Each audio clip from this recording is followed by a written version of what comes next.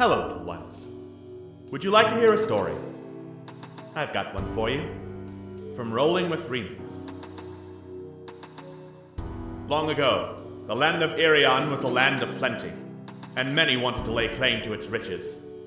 When those who lived in Ireon could no longer agree on who held what, civil war broke out across the entire realm, until the kobolds, in desperation to keep their kingdom afloat, summoned the dark and terrible Dragotha. The great dragon cared not for the alliances constantly made and broken across Ireon, and razed many of its great cities to the ground, until a last desperate alliance finally slew the titanic worm. With no one in any shape to continue the fight, an armistice was reached, and the Great War ended. But tensions were still on the rise. 30 years later, a ragtag group of adventurers, who met at a harvest festival and joined forces to look for the missing mentor of one of their band, were hired by a mysterious old man to travel to the great city-states of Ireon and perform acts of heroism that those in power would not approve of. But those same acts served to heighten tensions across the land, and the old man, secretly a scheming mind flayer, revealed that once more Ireon had fallen into a great civil war. Now, with militaries and dark powers on the rise, our heroes gather their forces in hopes of saving what they can before Ireon once more falls into ruin. Momo, the Aarakocra cleric. You're my friend. You're my family. And I'll protect you at all costs. Corellia, the kobold paladin. I will not make the same mistakes again. Malifane, the half-elf rogue. I won't stand idle. Not while people's lives are at stake. Oh, this should be fun. Quintessa, the human fighter. You shouldn't be surprised. Everyone is out for themselves in the end. And Scam Likely, the goblin artificer. There are three constants: death, taxes, and my ability to dodge both. Unprepared though they might be, our heroes find themselves at the front lines of a great battle to save the fallen empires.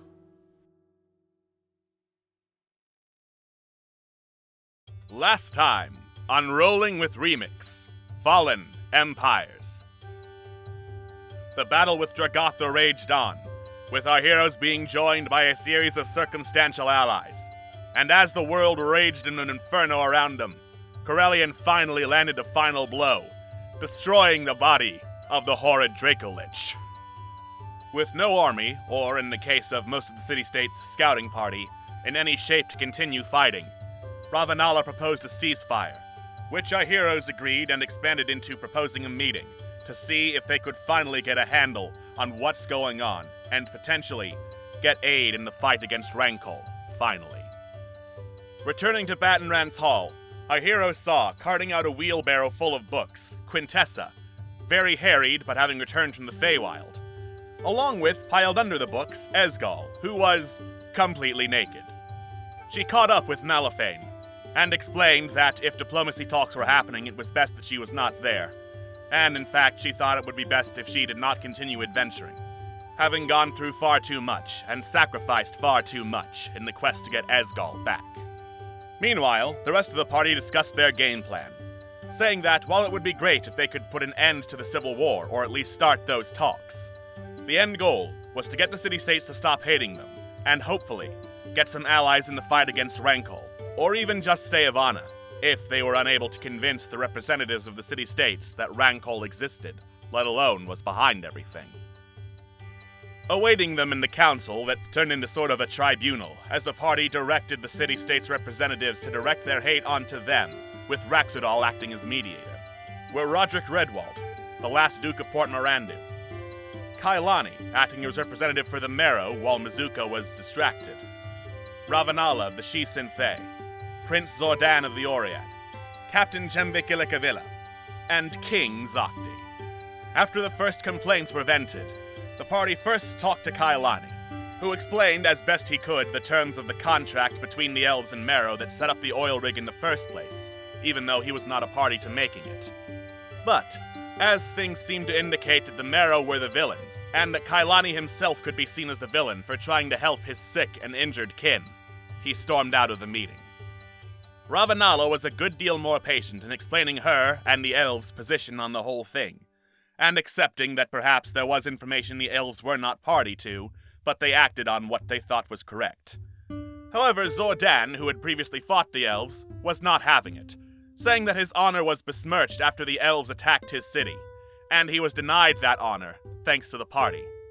And also thanks to Quintessa, who was just killing Oriad when the rest of the party tried to keep all of them alive.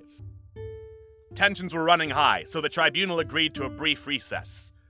This would hopefully give the party enough time to get to two sources of information that could help them. One, Mizuko, who would know and be able to argue a great deal more of the Marrow's position than Kailani would be able to. And to retrieve Quintessa, for it seemed Zordan's bloodlust would only be sated if she were to answer for her crimes. Will our heroes be able to address the tribunal's distaste of them? What can or will the elves do more to make up for the fact that they initiated war on Battenrance Hall? And will Alex ever go back to anything Roll20 related for Dungeons & Dragons ever again? Find out on tonight's episode of Rolling with Remix, Fallen Empires.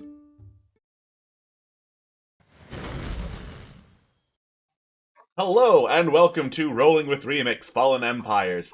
As you can tell by the little names with dots on them dancing around the screen, we are no longer in Roll20, we have moved to Forge. Because, hopefully with this, now that we don't have to run any war sequences, we will be stable, and we will not have to wonder if anything will go through when we click on it, or if we'll have to wait for 3 minutes. I am your host, Alex, and with me as always is my lovely casting crew of players. We have Atlas. Can we go back to dragons? We have Queen. Ooh, I'm about to be punchy-wunchy by Zordan-kun. We no longer have Queen. We have Scott. You mean the Chaos Emeralds? I'm going to assume you rendered the Chaos Emeralds. And we have Xander. You know, actually, it's Foundry. It's just a hosting website that's called Forge. Yeah, but I don't want to host a server on Georgetown Internet. No, I'm saying that the program is still Foundry. It's not Forge. Yes, and I am thankful for Forge for existing, because the internet in the sticks is terrible. It is. It ain't good. It's ass. But the program is called Foundry. Everyone should get it. It's a great program. Thank you. All right, Foundry is not a nice sponsored. program, yes. Program is too zoomed in. Hold on. That would be why, because I had it zoomed in for the art program rather than the rolling thing. Zoom. Zoom. Excellent. Congratulations, you can now see what people have rolled. Wow, incredible. Wow. All right. Anyway, Jojo will not be joining us. They are feeling a little bit under the weather, and health comes before playing Dungeons & Dragons. Correct.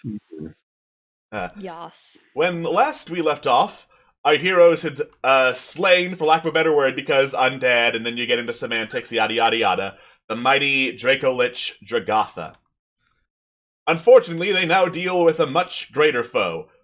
The consequences of their actions. Their actions, I'm innocent. The consequences of 3/5 of their actions. There you go, you got it. So they are now facing down a tribunal of representatives from the 6 major city-states of Ireon, and have taken like an hour's break to collect themselves, figure out a game plan, and probably get some people who could help their case. That might be helpful. Yeah. I'm also just going to say, just for expediency, within that hour's time, that the Find Familiar ritual has been recast. So All right. no more dead spider. Yay! Very good. Right. God. Get people who can help our case. Who doesn't want to, who doesn't have beef with... Oh, God. Indeed. Yeah. I think that, yikes. Really need to, seriously consider the fact that things are a little spicy in there. You know, not as bad as I was expecting. But I think we need to wait for more of those merfolk to get here. We need. The moment you say not as bad as you're expecting, Rax just gives you a look. Oh, don't worry. I'm sure your expectations will be met once the Okiti and once the kobolds speak. So. Yeah, well, Not necessarily a good thing. yeah, we still can't address the oil rig issue until more. If people are here to speak for themselves, which they should be coming, right? How long do you think it'll take? From what you heard, they are like on Baton Rouge grounds right now. Actually, they just haven't shown up. Oh, great. Okay, cool. Well, we have an hour recess. Let's find them. So at least send a little messenger boy, whatever we have around here, just to track them down and bring them to where the tribunals are being held. Mhm. And then we should think about our next plan of attack. Because we also have to bring Quintessa here now. We have to. Yeah. This is not a good situation to be in right now, and I don't want to be that asshole. However, yeah, just old man sits down on the ground and buries his head between his knees. I'm so tired. This sucks, but we need to. This is not a place of pettiness or malice, but we need to put Quintessa on the metaphorical chopping block, as it were. Here, we can't make progress without her up there. Yes, And it definitely seems like a discussion has to happen here. I won't mince words. I don't think we can get out of this with peace because Zordan does not seem like the kind of guy who's just going to let his honor take a blow like that. No, it already happened once, and look where it got us. But Malifane, look. Do we have privacy right now? Yeah, you have privacy right now. Give me 1 second. Oh. So Scam kind of like deeply thinks and just goes, I have an idea. Okay. And it's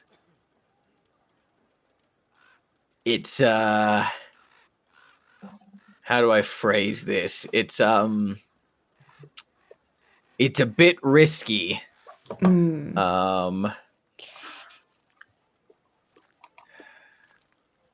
But I'm wondering, how do I phrase this? We've all come back from death a number of times, and obviously having Zordan just kill her, and then we resurrect her is probably going to be a spit in his face. yeah, definitely. But here's the thing. Malifane, what do you want with your fucking life, dude? Like, no, honestly, what do you want from your life? Let's say that the war is over, you survived the worst of it, you got peace, love, sunshine, rainbow shit, and happy days going forward. Like, what do you want your life to be? Like, where do you want to go? Like, you got Esgal back. Woohoo. What do you want to do? I'm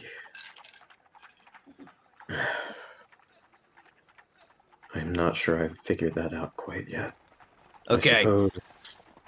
I suppose living a more peaceful life with Quinn would be a good start, though. We have all cheated death a number of times. Some might say way too many times, then it might be healthy for one's own mental health. But here's where I'm thinking. Mal, do you have any qualms about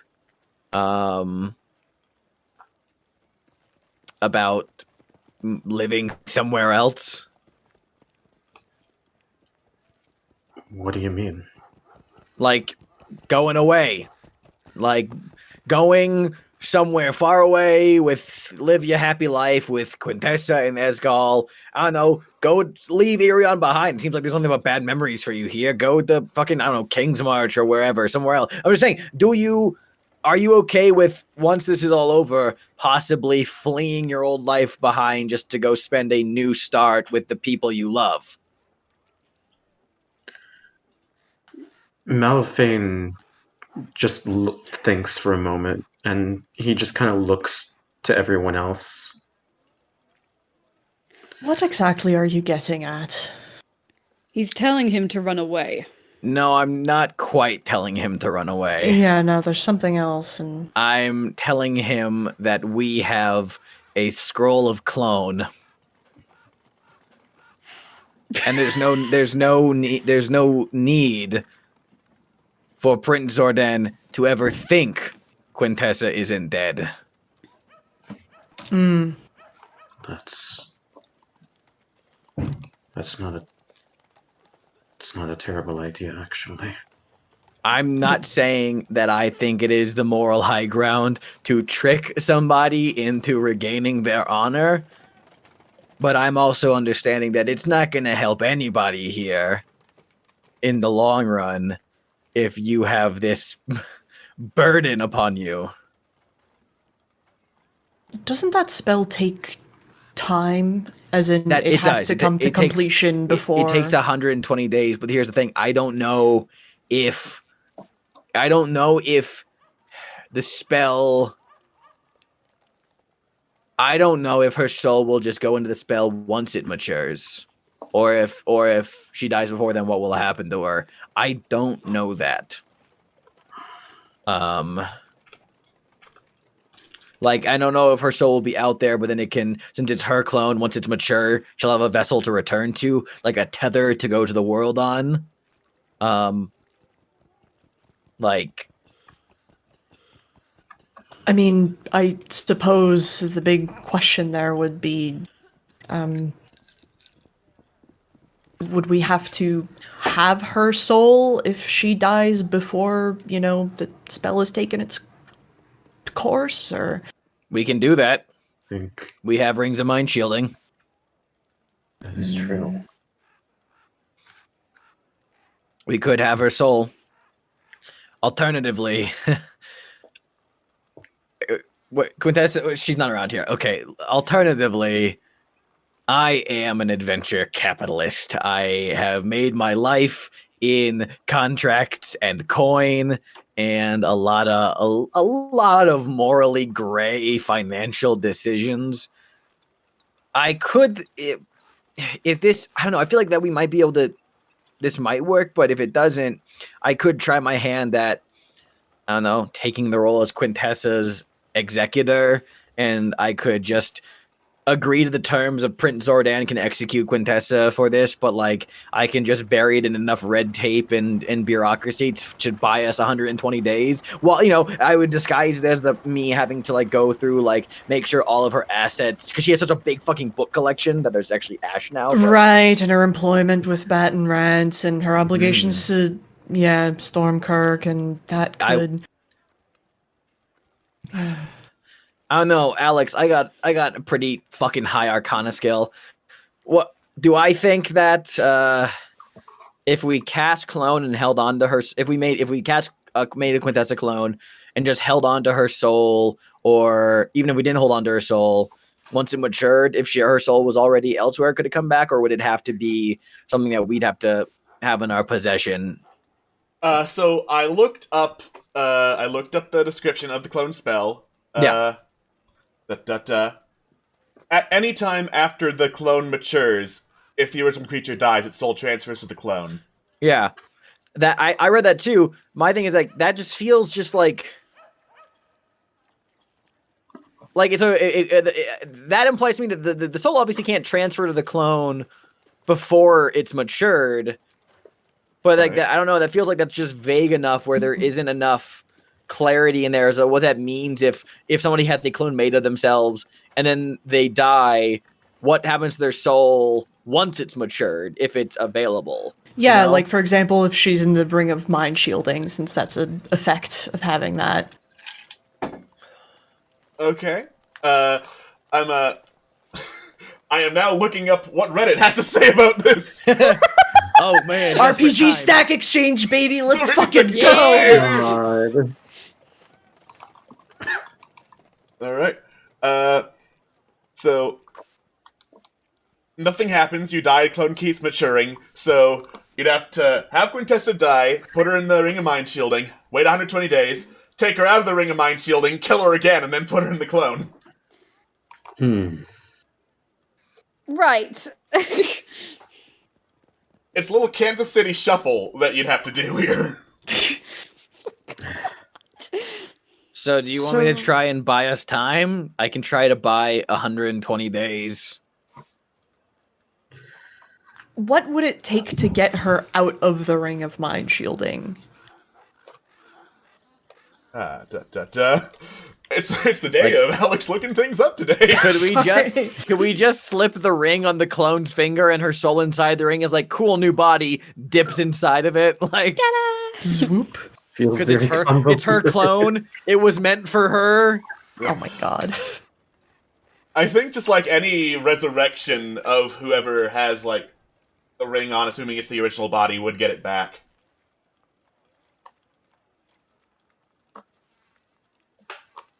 Okay, I guess the question would be then, it would be good to have her soul as opposed to it fucking off to elsewhere. The question would be, what would they want to do with, what would the other parties want to do with the body if she ends up dying, basically? Because depending on what we can negotiate, we might be fucked in that regard. The red tape might be a good idea. It also might be worth it to ask Quintessa what she thinks about all this. Pish posh. No. Also, keep in mind, if your soul is in a ring of mind shielding, you can communicate with whoever is wearing the ring telepathically. So that's also interesting. Yeah, I mean, point being, I think we could possibly, if nothing else, just get her soul in the ring. Yeah. Yep. I mean, I doubt she's going to like this very much. well, we'll just have to float it to her and Yeah. yeah. I don't know. I mean, like, here's the thing, like, 120 days we could possibly buy. You know, I feel like I'm not the most charismatic person on the block, but at the very least, let's find Quintessa. Let's find Quintessa first. I'll leave that all to you. I think there's somebody I need to talk to. All right. Thank you, by the way, Sorax, sincerely for sticking around for this dog and pony show, whole three-ring circus bullshit, so thank you. Oh, believe me, I've seen worse. It's all right. You've seen worse! I'd love to hear that story over drinks sometime. King's March, yes, King's March can be a bit wild at times, court life and everything. Fuck. But yes, another time. And he leaves.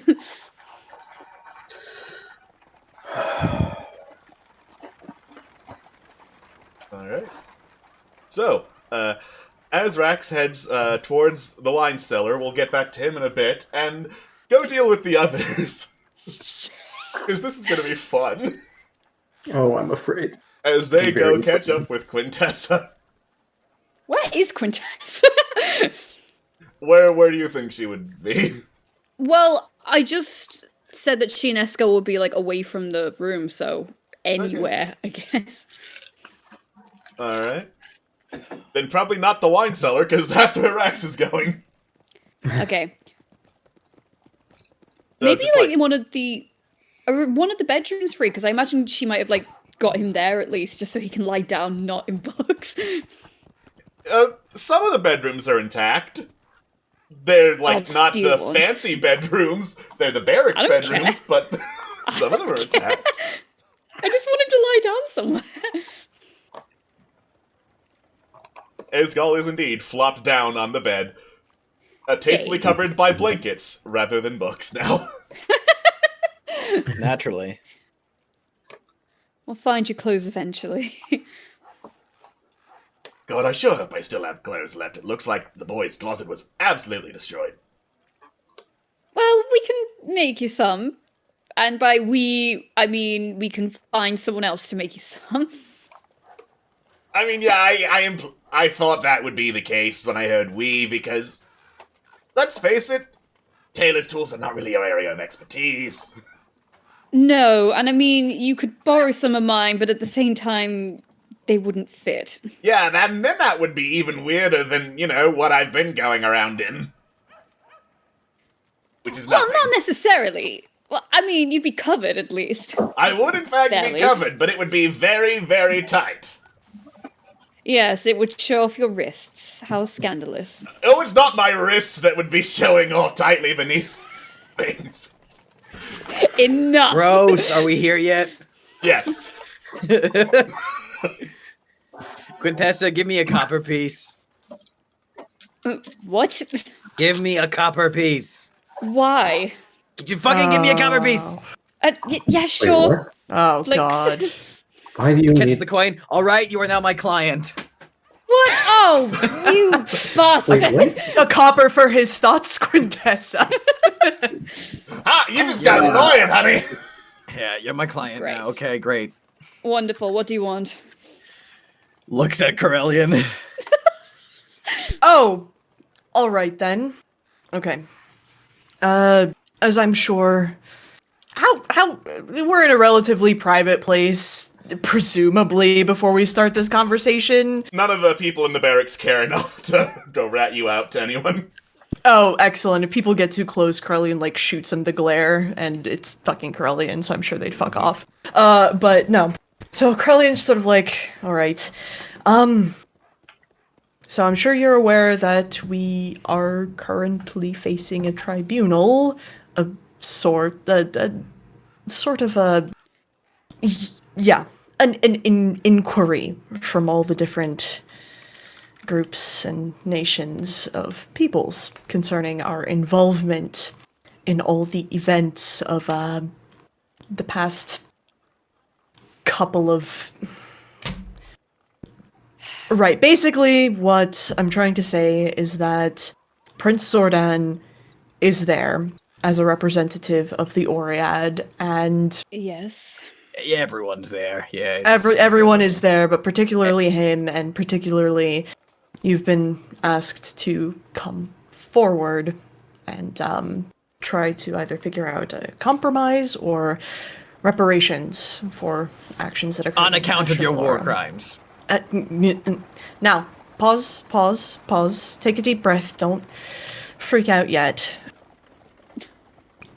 We have a plan if the worst should happen. All right? Look, And wait. I said I wanted no part of this. Yeah, well, you committed war crimes, and now you got to be brought before the I tribunal. don't So think that that's an option. it's not. This is not a request. So what's I assume the that if plan? you skip out on this, you're going to become a fugitive of the entire realm. What? Because of Zordan? Yeah. Yeah. What more else is there to talk about? So, good news or bad news first? Bad news. You're probably gonna have to die. Ugh. Really?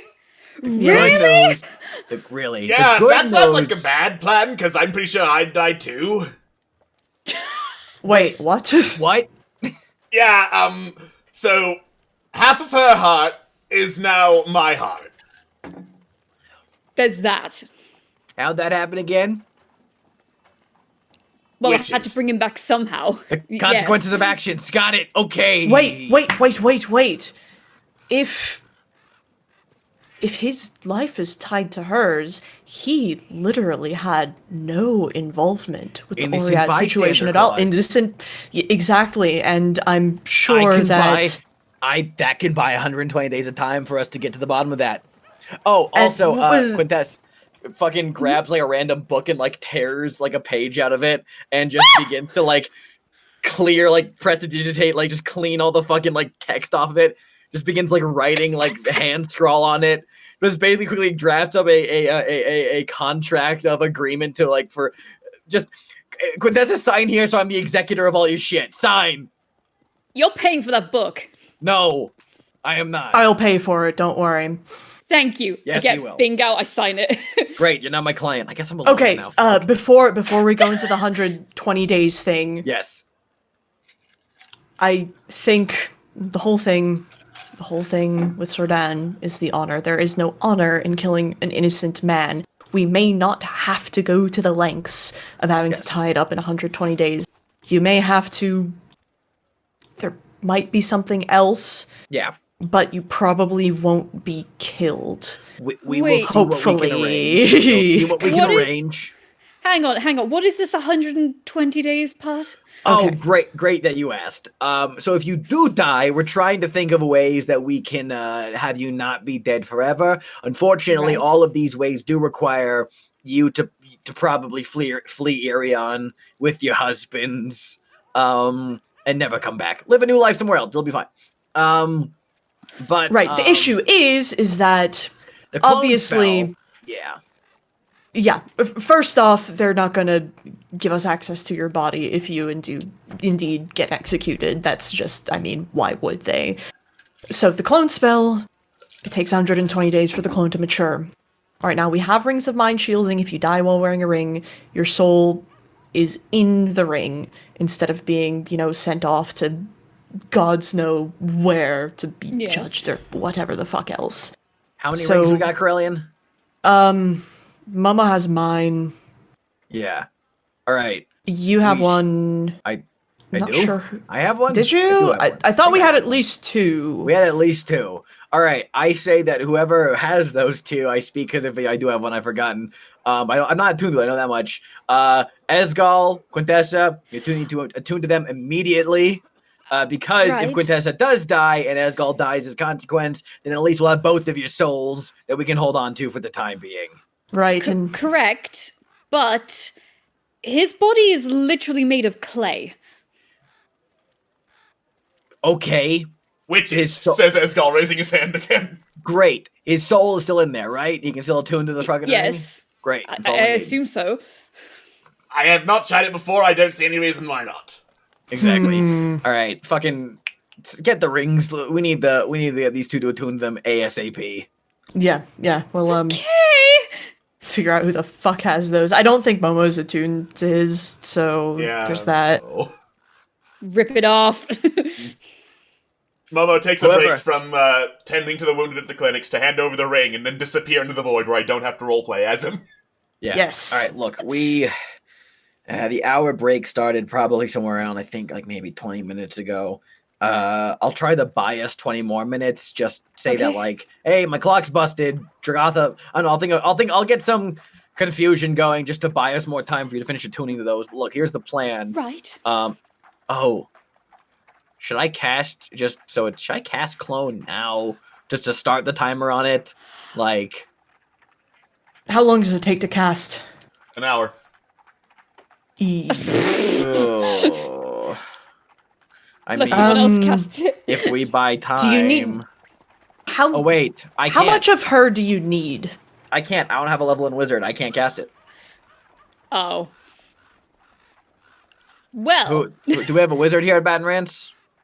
Because I can aid them in this task. Yeah. I can't We have cast we it have myself. Torkalin and Nibbles. I guess they count as wizards. Yeah. And yeah, I if don't we have know a if wizard- they have the capability to cast. listen, even if clone is above even my pay grade, but anyone can read a spell scroll. They just need to make sure that they read it pretty fucking good, without destroying it. Does Torkalin, Nibbles, or Annabelle count as wizards? I'm pretty sure Annabelle is an artificer like you are. Okay. Yeah. Torkalin counts as a wizard. What level wizard? Enough that he would have to make an Arcana check. What's his Arcana skill, Alex? Let me double check. He would be trained in it, so pretty damn good. Because he would have to hit He has to hit 18. He has to hit an 18 Arcana, right? Yeah. He's got plus 10 Arcana. Oh, and then I can, with Flash of Genius, we're fine. Yeah. All right. Plus bless or whatever else. Yeah. And All right, listen, we've been talking for about 20, 30 minutes. We get you to the ring, started tuning to them. Let's see if I can buy us an extra half an hour, 35 minutes. If we can get you two starting to attune to those and we can get Torkalin start casting Clone, and then over the next hour, then at least we'll have our contingency ready to go. That is not the plan we are operating on right now, but that's a contingency we have in place. Right. Right. Plan right now is innocent party. We will do our best to make sure that the contingency doesn't have to happen, but Yeah. that's how it stands. And as such, you know, you're gonna have to come back to the tribunal with us. I'm sorry. I'm gonna have to talk to him. Yes. Yes, probably. And the elves, probably. we'll The be- elves! Probably. everyone is there. Everyone. Yeah, everyone is there, is honey. here. The Oscar! Okiti. Oh, and the Okiti. We're all fucked when it comes to the Okiti. I'm not. I'm good. Do you want to all die by having me speak to them? It's Quintessa, not about it's- us dying. It's about the fact that they want your head on a pike. they need. Yeah, Yeah. we will do them our dying. best. It's about us dying, says Eskel, gesturing to Quintessa. Hey, gave him a Mal death lives here. You look like him. Someone get him clothes. They're surely intact. He needs to wardrobe. come with us as well for Yeah. demonstration purposes. Get some of Mal's clothes on him. I'm pretty sure his closet caved in because of fire damage. Oh, fuck me sideways. Okay. Krellin's Alex- just gonna flag down someone in No, the no, no, barracks who let- looks about the same size No, I and was be gonna like, just how say, much? Alex, look, I just leveled up. I know we technically haven't have a long rest, but I do have access to the spell Fabricate now. Can I just literally create an outfit and throw it at Esgal? Like, Sam's hands become a blur of sewing and needle as I pull magical essence and just create a fucking tux and I throw it at him. Like, fucking put that on, asshole! I'll even spend a spell slot even though I don't have it prepared. I'll just do it. Let's Just fucking do go. it. Great, thank you, Fabricate, because I can just create anything. Great, I love it. It lasts for, I think, ever now, actually. Yeah, I knew nice. Yeah. I knew I was right to trust you with the wedding dress. Throws it. Oh yeah, that's where I learned how to do this. Just fucking there's an outfit. There's a tux. Missed your own wedding. There you go. Wow. Throws a whole bunch of clothes at Eskel. That works. Yeah, there you go. All right, started tuning. I'm gonna go try to buy us time. And then actually no. Let's start that now. Get Torkalin. We'll start it now, Okay. and then I'll go buy us time because I want to help Torkalin not fail at this. Okay. Hate this. We all cool with using our clone scroll this way? Yep, no objections here. Great. I guess. Okay.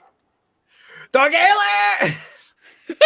Alright. You went off to go get Torkalin.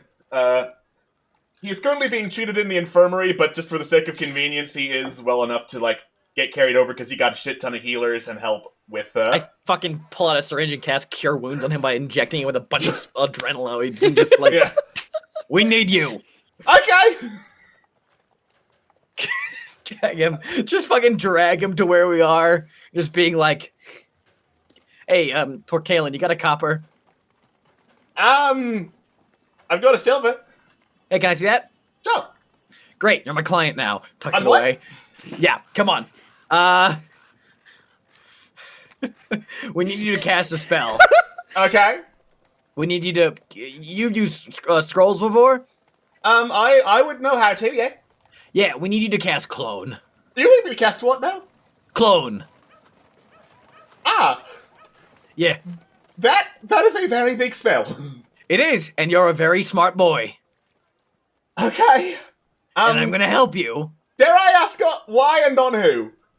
Do you want to know, or do you want plausible deniability? You have a very good point. Great. All you need to know of is I mean, you probably need to know who the spell is being targeted at. So all you need to know is it's for Quintessa. That's all you need to know. Okay? Okay, that's valid. That'll work. Gotcha. Will Smith points. Let's do it.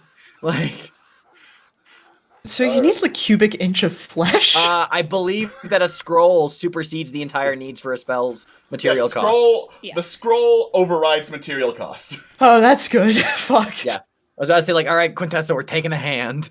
It's way more than a cubic inch, but I mean... I mean, it better to have excess. But, like, no, scroll completely overrides material costs. You'll both do great. I need to go find Ari and talk to her. Oh, yeah. Also, you're probably a better talker than I am, so while you're at it, buy us time. Oh, fuck. Sure. Okay, great. All right. Yeah. Yeah. Brilliant. You zoom off towards Ari's house to go find her. I'll just roll for Torkalin while I'm still thinking about it, even though it's technically at the end of the hour when this will happen. Ooh, that was nice. Okay. He rolled two fours. Okay. So what I'm going to do is I'm going to give him the Flash of Genius to turn that from a 14 into I believe it's a dirty 20 now, but let me just double check to make sure that's correct. And Momo could have cast Bless on him too. Yeah. So. Oh yeah, that's true because we could have stacked that. So that would have been a 19 with Flash of Genius. Or would it be guidance even, since it's a skill room? Arcana is an ability check. Yeah. Yeah, so guidance, it's fucking free, yeah. Yeah, I mean, we would have stacked those things when it came time to be, so like, yeah, that'd be like a 19 plus whatever guidance gives him, so that should succeed. Yeah. Yeah, 22, he is fine. So, fast, we're gonna be hopping back and forward a little bit in time to make sure that we don't go redundant with scenes, but yeah, after about an hour, there's this brilliant flash of light, this loud BAM! And then Torkalin is holding a very shiny-looking jar in his hands that has appeared out of nowhere. Right. And then the jar expands to be larger than him, and he's like, "What?" and slams down to the ground with it. Subtle. Okay. I think this has a little baby you, says, Yeah, there's a little fetus Quintessa in there. Oh! Oh, look at that. Did not want to think of it like that. That's what you look like in the womb. Crazy how science works. Magic. Ah, it's wild. Ah, crazy. It's like the size of a pea. It's probably like growing, not like rapidly, but like visibly you can see it like growing. Yes, very slowly. Hands come out of it. Ugh.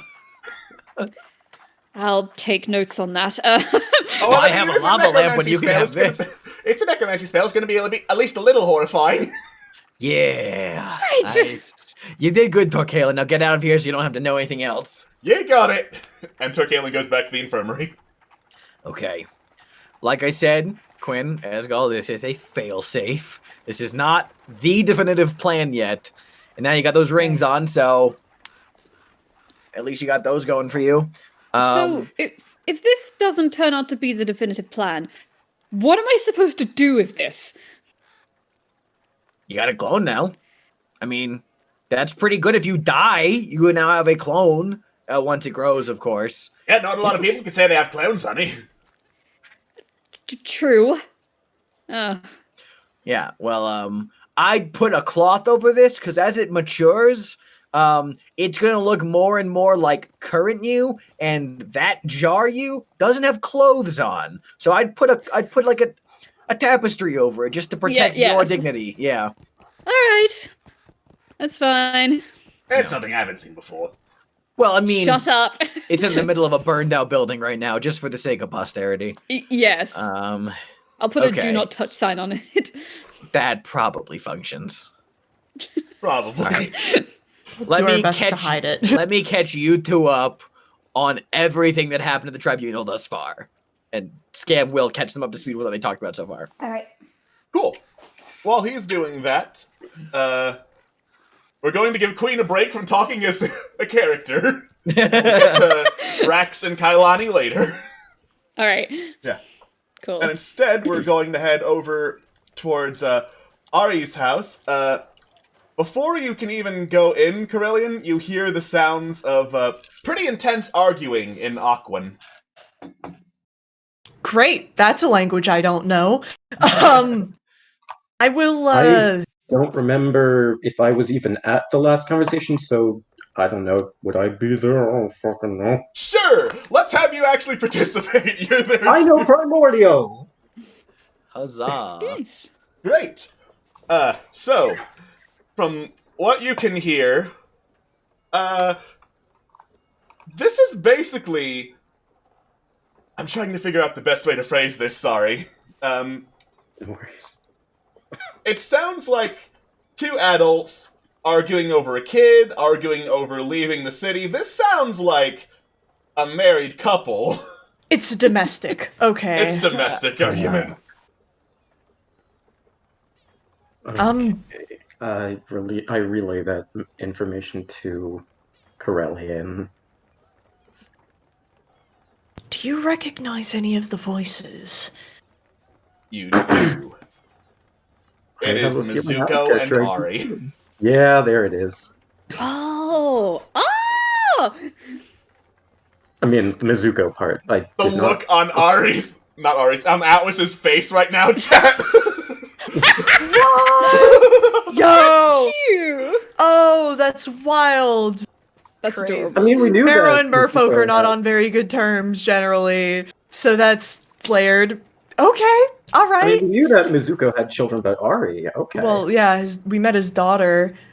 Okay. Mm-hmm. Okay. Corellian's eyes sort of widen and sort of...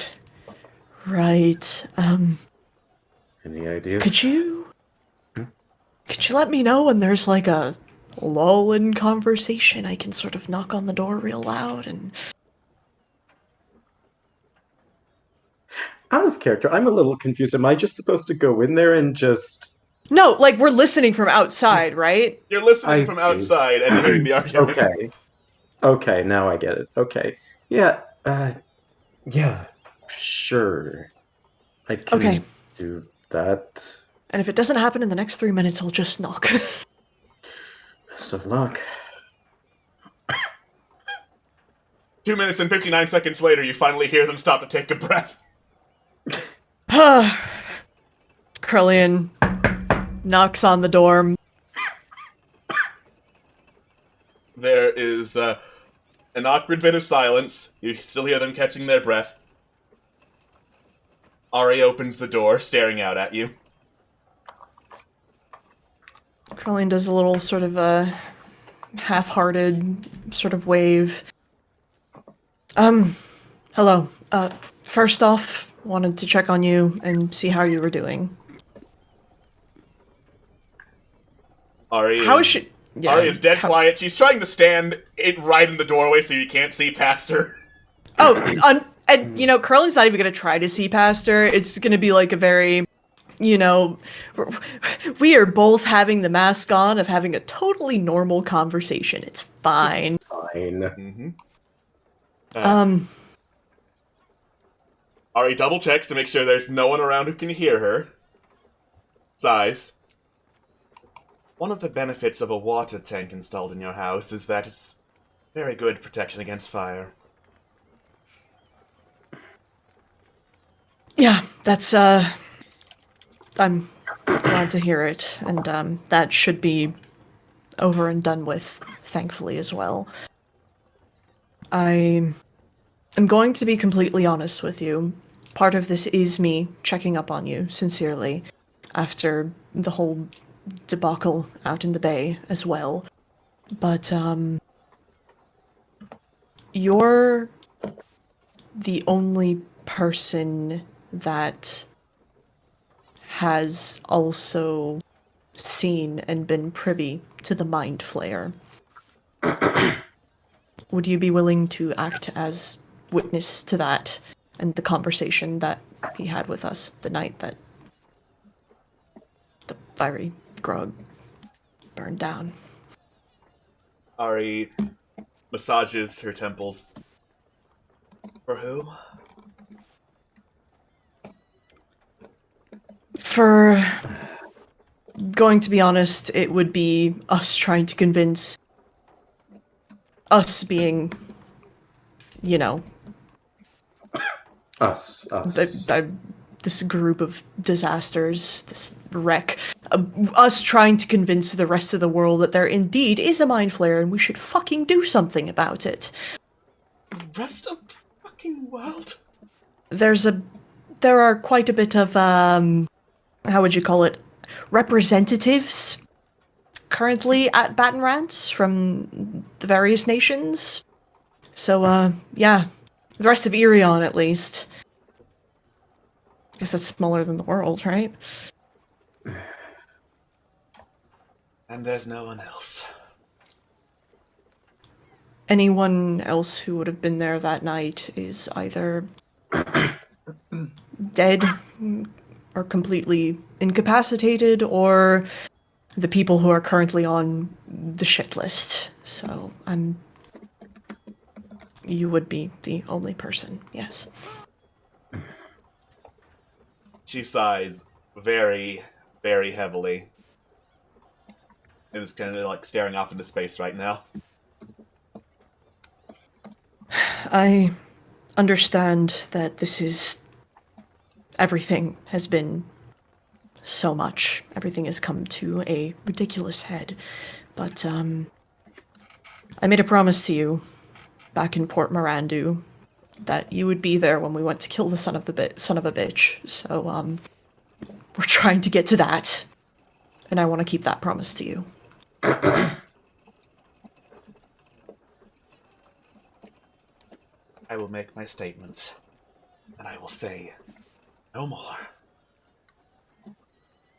Thank you. Ari, sincerely. We'll be reconvening in...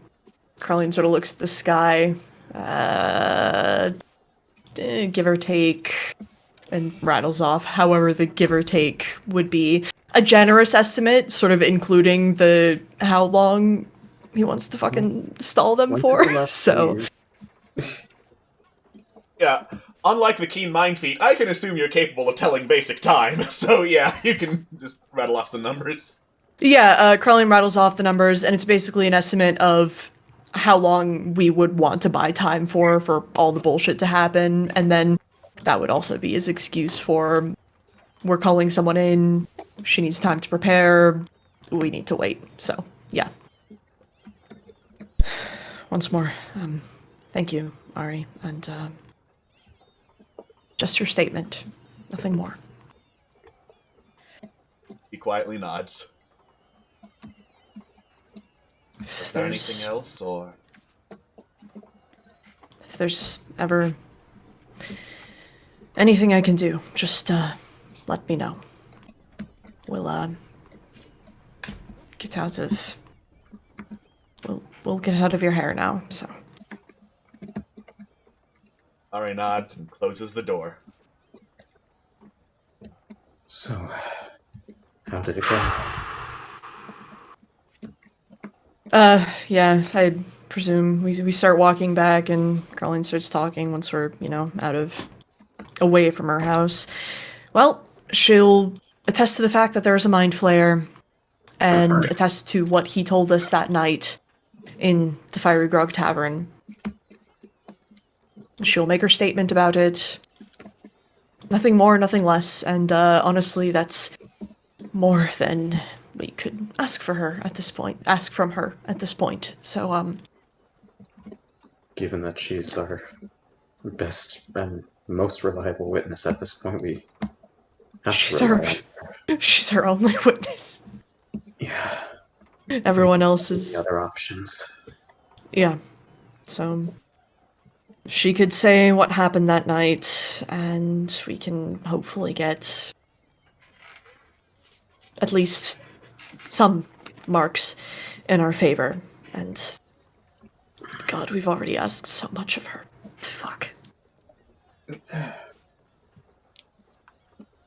Right, let's go buy some time! Yeah, okay. Meanwhile, we're gonna scoot backward in time a little bit, because the wine cellar would have been a lot closer than either the barracks or Ari's house. That's fine. As Rexidol heads down the cellar to see who is there drinking up to either heal their spirits or otherwise, along with Bert in there getting shit-faced. There is also now Kailani, who is searching through a couple of bottles trying to find the best vintage to get shit-faced the quickest. Oh, poor thing. I'll kind of awkwardly nod at Bert. I'll go over to Kalani. I kind of because I feel Rex is a drinker, I think he'd kind of scan around and see what's there. And he spots one he likes, pulls it out, and just goes to Kailani. May I recommend this? Kailani looks over at you, looks down at the bottle, looks back up. Got a lot of alcohol in it? Well, if you drink it quick enough, it certainly gets you in good spirits. It'll do, he says. So, Kailani, right? Aye. I just wanted to, after all that, I thought I'd come and talk to you. Why? Well, I'm going into this all new, and it would be nice to get to know the people that I'm, mediating for. I mean, I would have offered to walk and talk, but you seem content to stay in here. Yeah, I don't want to stumble around the place if I'm going to get shit-faced here in a second, so... We can sit down if you want. There aren't any chairs in the wine cellar, so Kailani just kind of plops on down. I'll kind of pull my cape up and just slide down. Alright, so tell me a bit about yourself. I assume you are from Port Mirandu, correct? No, you are assuming incorrectly. Oh, where are you from? City of Shimmering Lights, it's a bit to the northeast. Oh, I see. It's been a very long while since I've been there. How is it holding up? Not good. Thank you for asking. Oh. Right, I kind of just awkwardly get up again and pull out a bottle, knowing this is going to take a while. He's trying his best. He's trying his best. Oh, alright, well, we won't talk about that. Tell me a bit about yourself, then. I'm a healer. Used to be a priest. Got fired from that on account of letting in the people who killed our high priestess. I see. So, what are you doing now? Currently serving as part of the delegation that was sent here. Healing is still useful whether or not I have a title, so I was assigned to keep Marrow alive should push come to shove. That's a very honourable thing still to do. He grunts, takes a long swig of wine, and look where honor got me. I know. Listen, I'm also wanted to talk to you because I could tell you were getting... Well, anxious is a bit of a loose term, but, you know, agitated. And I don't think that was fair that stuff was being piled on you like that. I want to apologize for that. Apparently I now live in a world where trying to save lives makes me the bad guy. It doesn't make you the bad guy, Kailani. Not how the rest of the council was taking it. Listen, you were assigned a duty, and you carried it out to the best of your ability. That does not make you a bad guy. Yeah, that's the thing, actually. Council said to leave the oil rig the fuck alone when I first met these people. I went against them because I thought it would be the right thing to do to help save people. Look, I'm coming into this in a neutral setting. I know everybody has reasoning in this. I understand that. At the same time, I'm not going to let someone be demonized here because they did what they thought was right. Because from how I'm seeing it, he was sent to help people. And there's nothing wrong with that. Awful big talk of you. Can't wait for you to be totally silent about it once we start back up again. No. I stand here in a neutral setting, but I will support you. You'll forgive me for not taking you at face value. I've been promised things before. Well, that is true. You have no reason to trust me. We've only just met. I understand that. How do you feel now? Like I need some more of this wine. Understandable. Motions to continue. Kailani just starts chugging. I sip a bit as well. So, from what they were saying, I assume that you and my team were friends once upon a time. Aye. And you're hurt now, aren't you? Aye. I understand.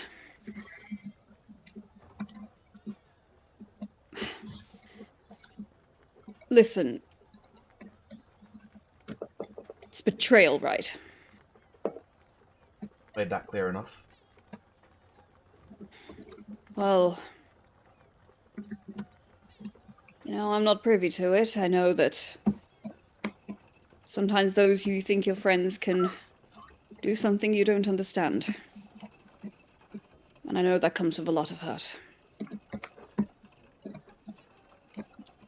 This will take time. I know it hurts now. And you have no obligation to forgive anybody here if you're hurt. Things will get better. Hell of a platitude you got there. How long did it take you to rehearse?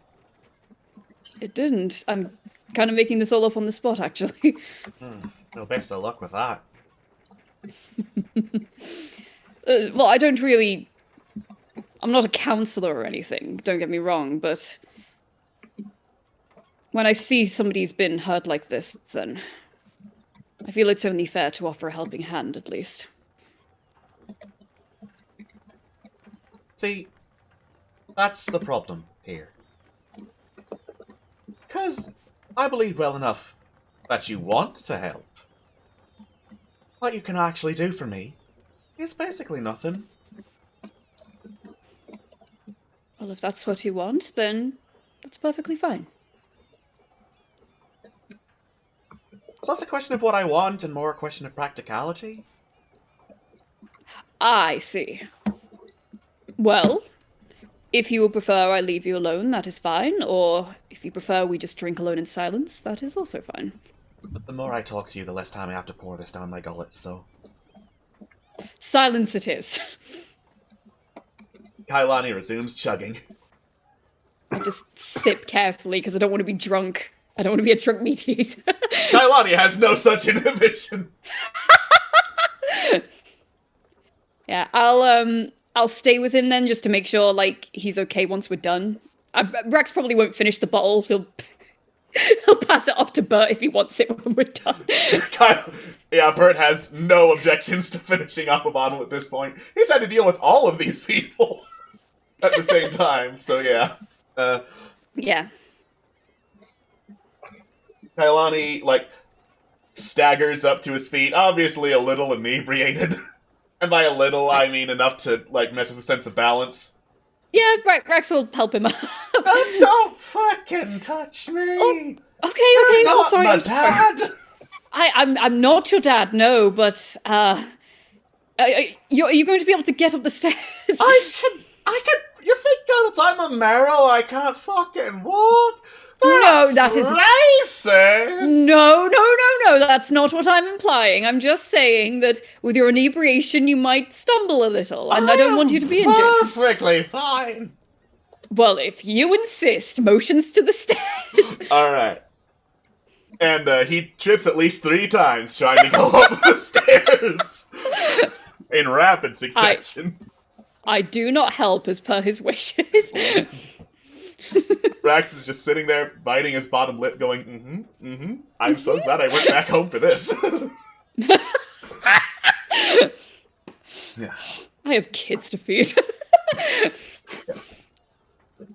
And as Kailani gets up the stairs and back into the council seat, everyone else is getting settled, and Corellian and Malifane enter to stall for time.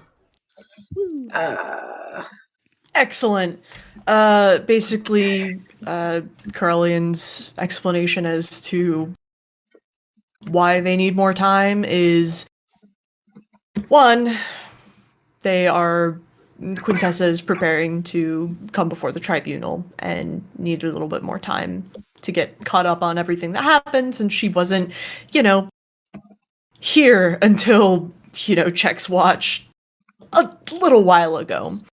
And then the other thing is that I think we mentioned in the tribunal previously that we did have a witness when it came to the Mind Flayer stuff, Yes, and we we did. are getting her as well, and she needs time to get here. That, and I would also like to delay until the mirror representation actually shows up. So, Well, fuck 3 you reasons. too, says Kailani. Sorry. Corellian just sort of shrugs because, listen, nothing he's gonna say is gonna make it any better. So we're waiting for the rest of the Marrow delegation. We'll put it that way. All right. Roll persuasion. Cool. We'll see how that goes.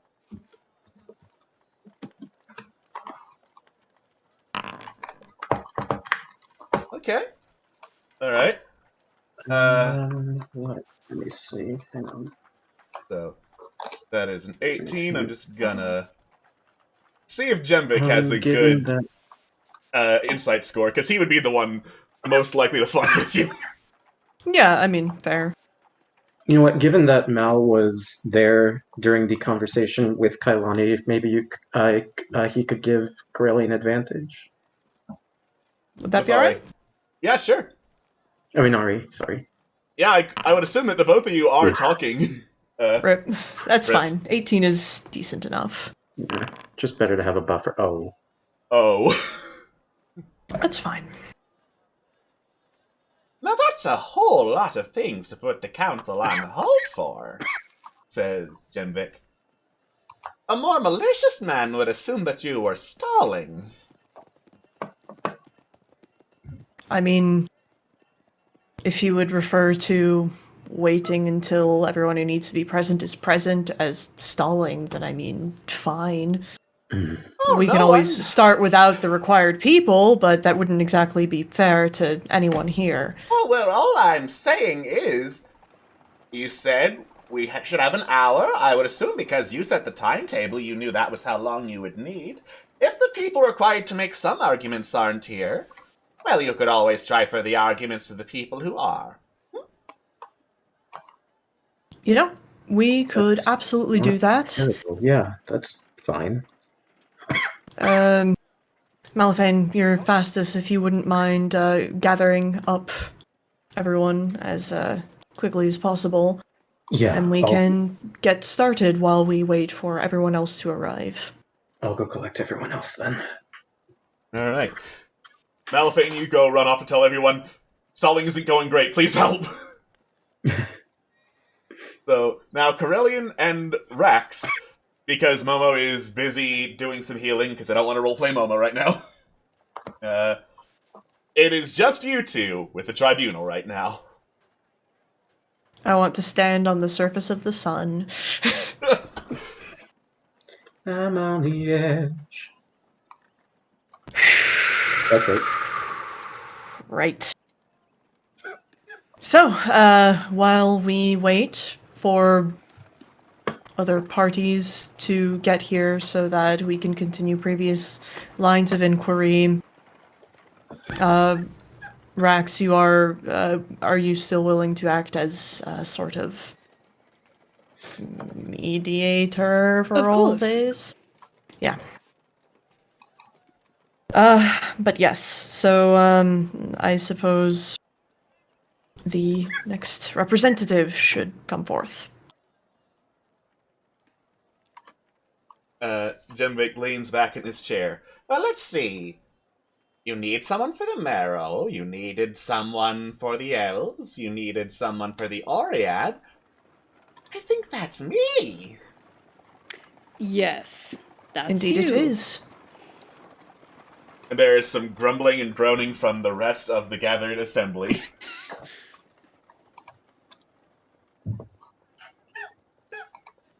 You're all staring Please. at me. Do you need a recap?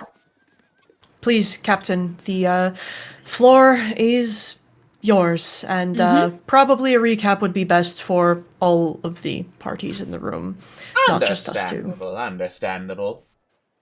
Well, let me put it this way.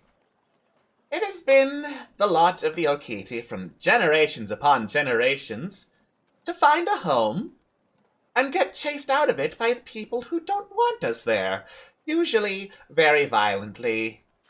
Oh, it was no different this time around. Did you know? The government of Port Mirandu was willing to firebomb their own slums just to try and get rid of us? That seems a bit disproportionate, wouldn't you agree?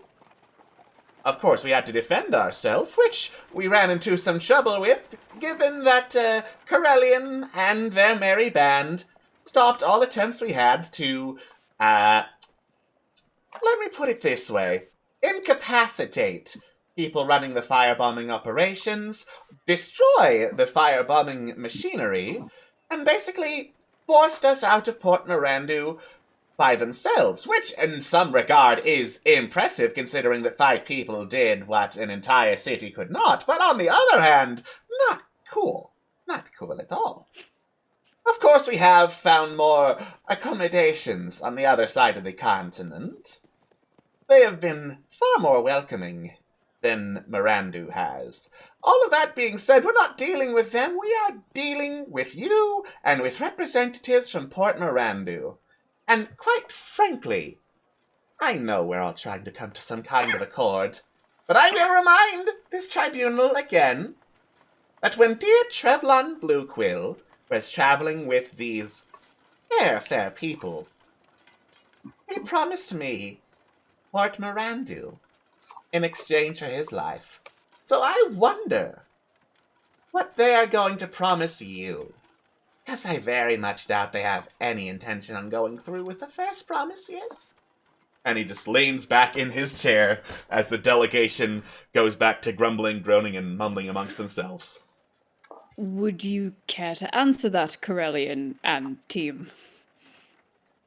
It's just Corellian right now. It's just Corellian. Yeah, empty chairs. We're not back yet. Yeah, Mal ran off to go get them saying, Jenbik called us out on stalling. Damn you, I have a 24 passive insight. Right. Corellian. Most regrettably and unfortunately, Trevlon Bluequill is no longer with us, and therefore he is incapable of answering to any attempts at promises or persuasions he may have made on his own accord in the past. So that's that. Convenient. Honestly, no, it's rather inconvenient, but it would be much more useful if he was here to actually, make good on what he said. But that is Excuse me, beside the offers up point. Roderick Redwald, Duke of Port Mirandu, as you mutter that. No, Crellian knows what he said, and has been very careful to very specifically say, Trevlon made this promise. We as a whole did not. So, Crellian sort of like taps her claws on the table. Right. Sorry, out of character, we managed to stop the entire firebombing, if I recall correctly. I was You going stopped through the both notes. the firebombing and the poisoning, yes. Yeah, okay, I just wanted to be absolutely sure. My notes were not as comprehensive back then as they are now, so, there was, indeed, an operation that to firebomb the docks district of Port Mirandu. The firebombing did not happen. It didn't happen. At all.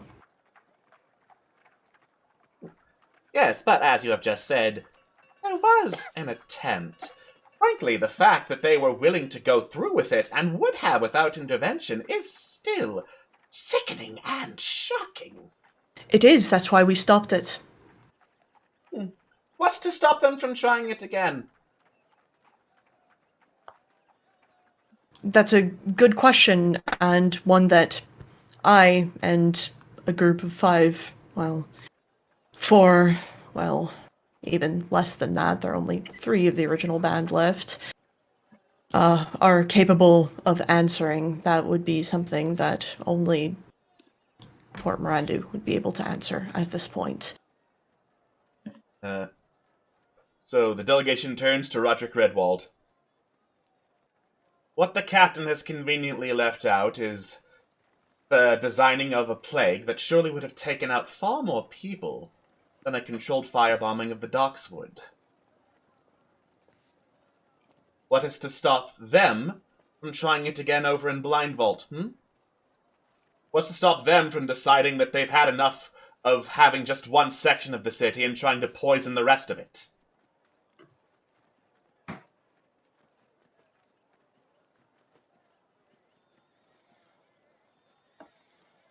Crowley sort of like turns to Captain Jemvicula Kavila. Yeah.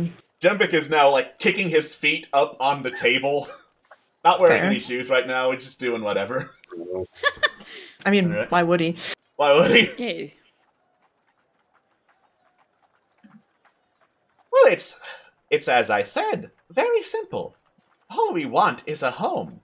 And any homeowner would like to defend their residence, yes? What crimes are we guilty of other than defending where we live? You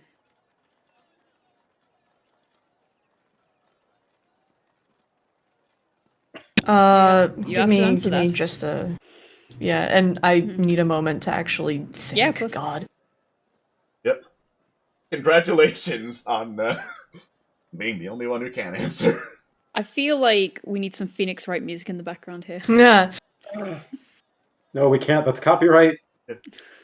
Well, we can, it's just a lot more of a pain in the ass to import music into Foundry.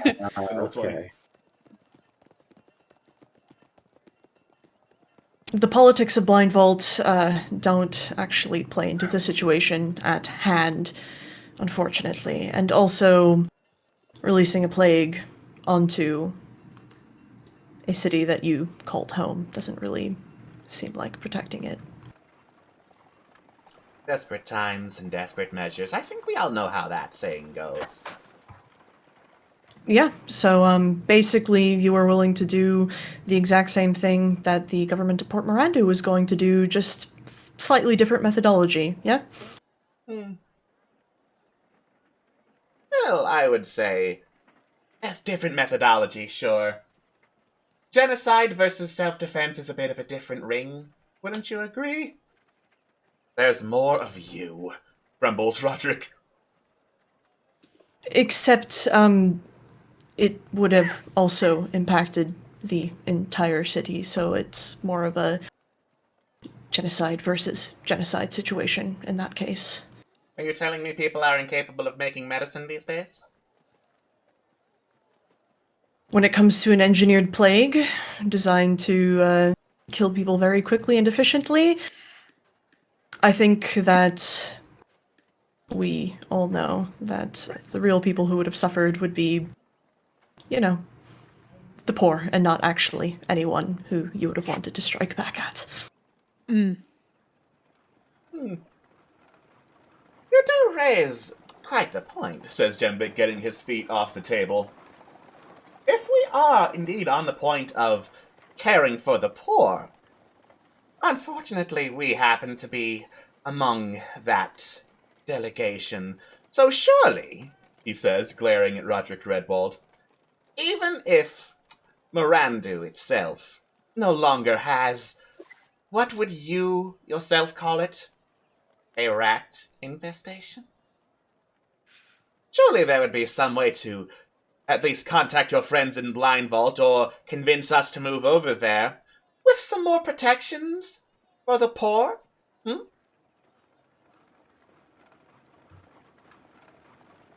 Roderick sighs. What you're talking about would be renovation of the slums and docks districts in either one of those cities. That will take time, and that will take money. And if I may be frank, Captain, with your behavior and your dismissive attitude towards man-engineered plagues, without a show of good faith on your part, I'm not sure it's worth the investment.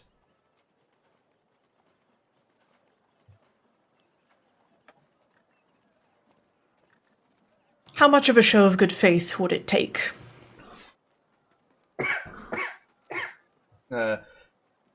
Roderick sighs.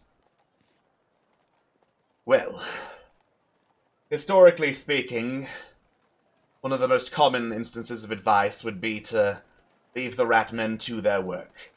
In an interconnected age, however, and one in which their work involves plagues, that is both dangerous and not particularly constructive for people on either side of the wall. As much as I hate to admit it, the last few months, weeks, however long you officially had us been at war, you've proven you have one of the fastest navies in and around Ireon. If your ships were to open up shipping lanes economically, not only would we be able to further develop, well, all sorts of economics that I'm sure we can discuss outside of the purposes of this tribunal, but get some of that money back into the slums and docks that you call home. Jembik is slowly nodding. Yeah, Krellian also slowly nods. The Okiti, if you please, sir. That would be Krellian making a comment to him, calling them ratmen. And Krellian turns to the good captain and how about that? Economics, shipping lanes. What do you say to that as a show of good faith from their side as well? Jembik crosses one leg over the other. Haul off the warships and we can look at a contract.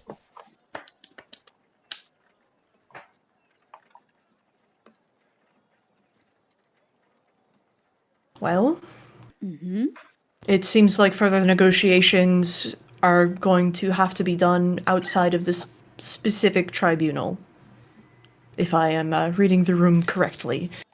So, It looks I like this motion- is beyond our ability to do, yes. Yes, I motion that we table this as this has gone, far and beyond what we're actually here to do today. Thank you both for your time, for your consideration, and your words. I'm not going to have you roll persuasion roll. You said enough and got them to the right points to talk about, so congratulations, Okedian humans have reached something.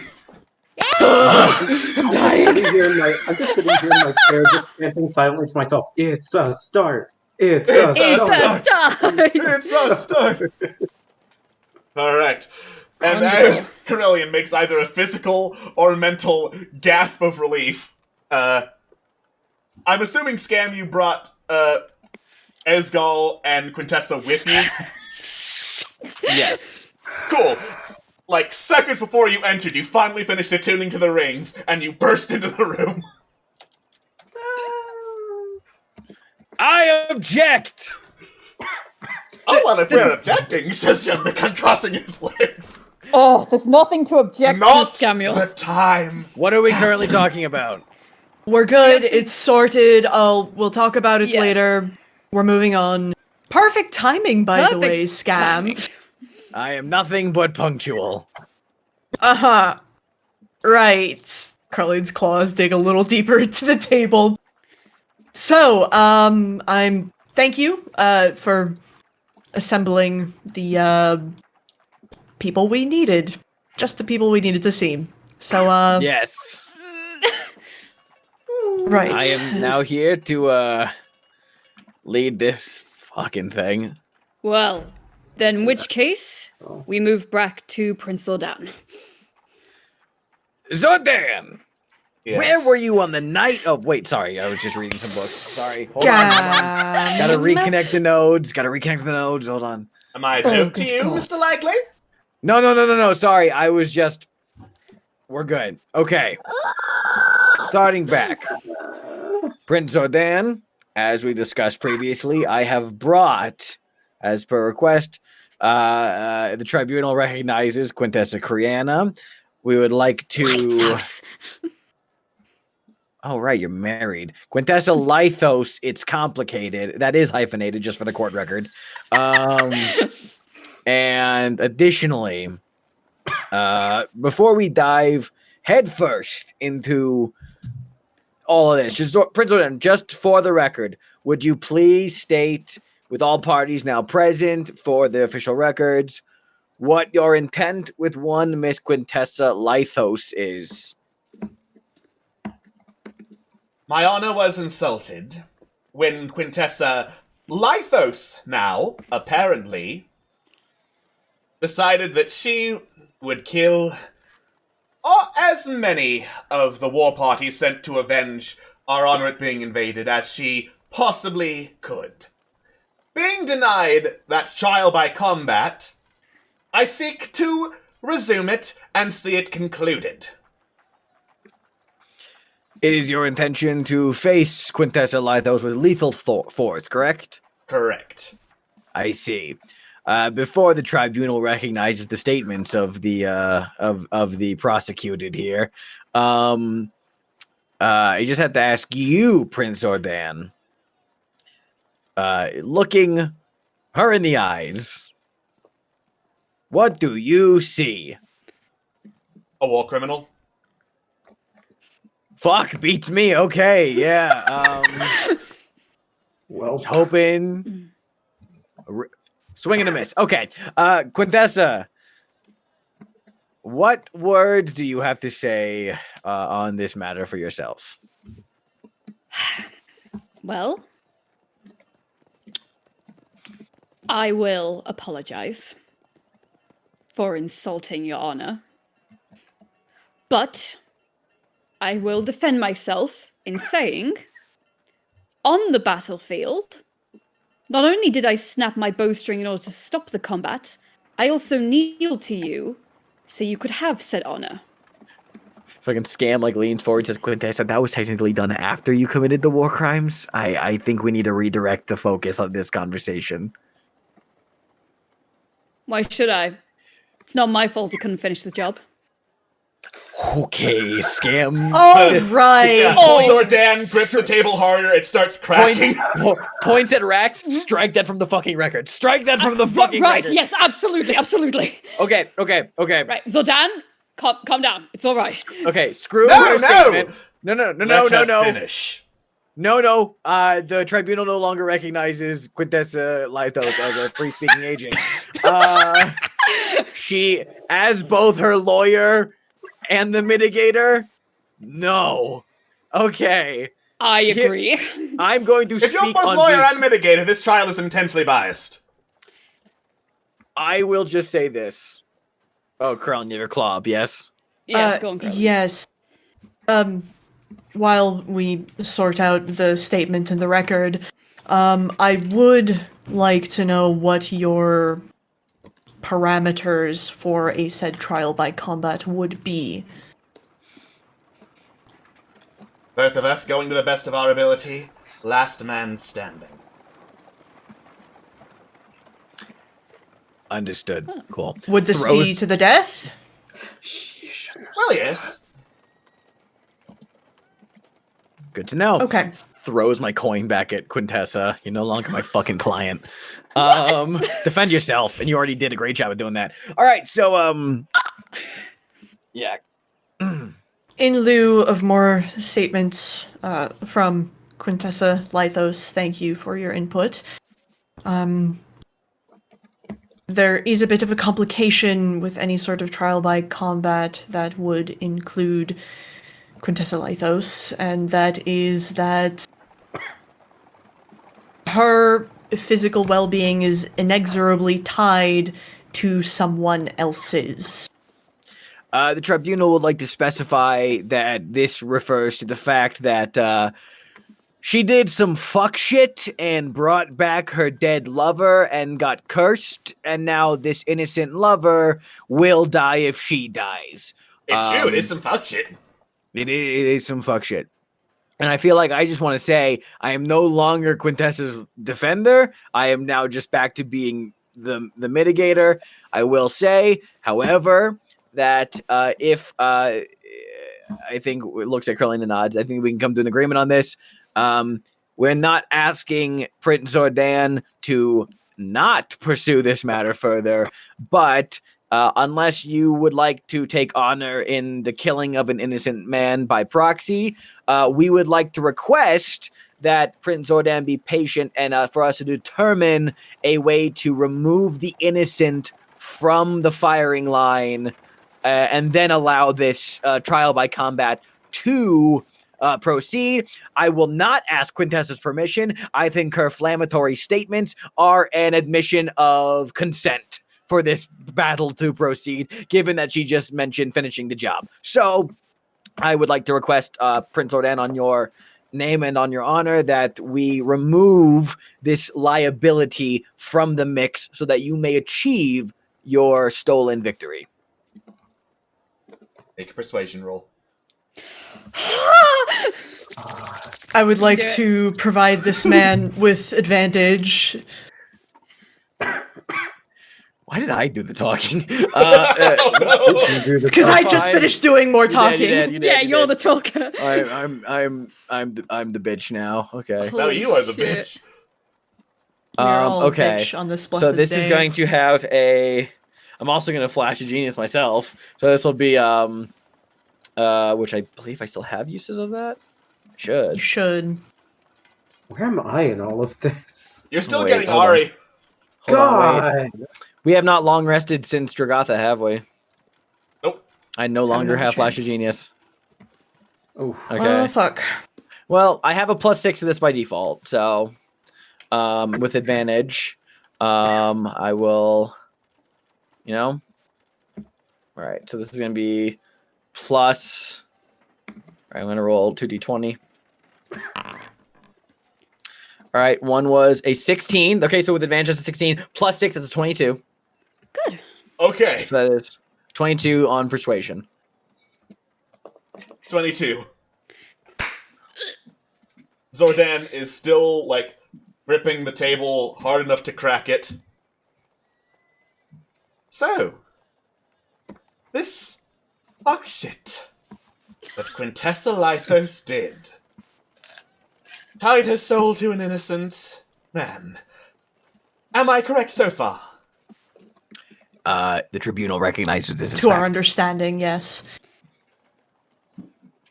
And I am to assume she did not do this out of insurance to try and subvert a trial by combat.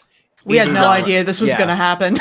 We had no idea. It is by our understanding of the limited conversation we've had with Quintessa thus far that this was this was a side effect of bad decisions, and it is in no way related to this matter. It was an exclusively personal Yeah. quest on her end. We just found out, but like Yeah. I think she also just found out. So, And do you know this for sure? given the fact that the people in question share a heart now, or a half each from what we were told, pretty damn sure. And also, we had no idea that this tribunal was going to happen until Dragotha hit the ground, basically. Fucking witchcraft. In summary, fucking witchcraft. Zordan grunts. I will be back for her. And then gets up, and we have nothing further to discuss. We good? We good, home dog? He starts heading straight out of the tribunal. Thank you, Prince Sordan. Thank you. He Your Majesty, slams a shoulder Highness. into Quintessa as he moves past. Oh, that's a rock! Yeah. Yeah. That's a rock. There goes her bow arm, fuck. Yeah, no. Hey, Quintessa. Yeah. Go fuck yourself. Get the fuck out of my court. No. We Leaves haven't me. finished Fuck yet. off. I just drag Escal. No, I'm out no. later, bitches! Yeah. Did the elves want to talk to Quintessa as well, or no? I can't remember. Well, no, mostly we were of the impression that Quintessa was needed in order to assuage Zordan's wrath so that he could turn it to us. Unfortunately, as he seems to be leaving, that would be rather Yeah, good. let's Can anyone try to reel him back in for a hot moment? Or no?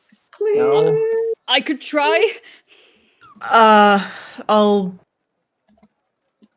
go try. Fuck. Tie it to his honor. Tie it to his honor. Yeah, that might help. The man's got an unhealthy fixation with the H word. Go. Yeah, okay.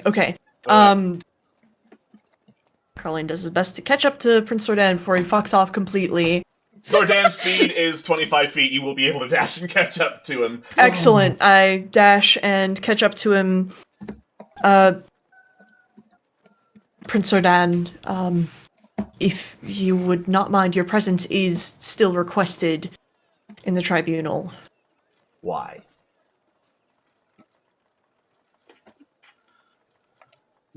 The elves would like to come to an agreement. Oh, they would they? Fascinating. And they can come to me themselves. Let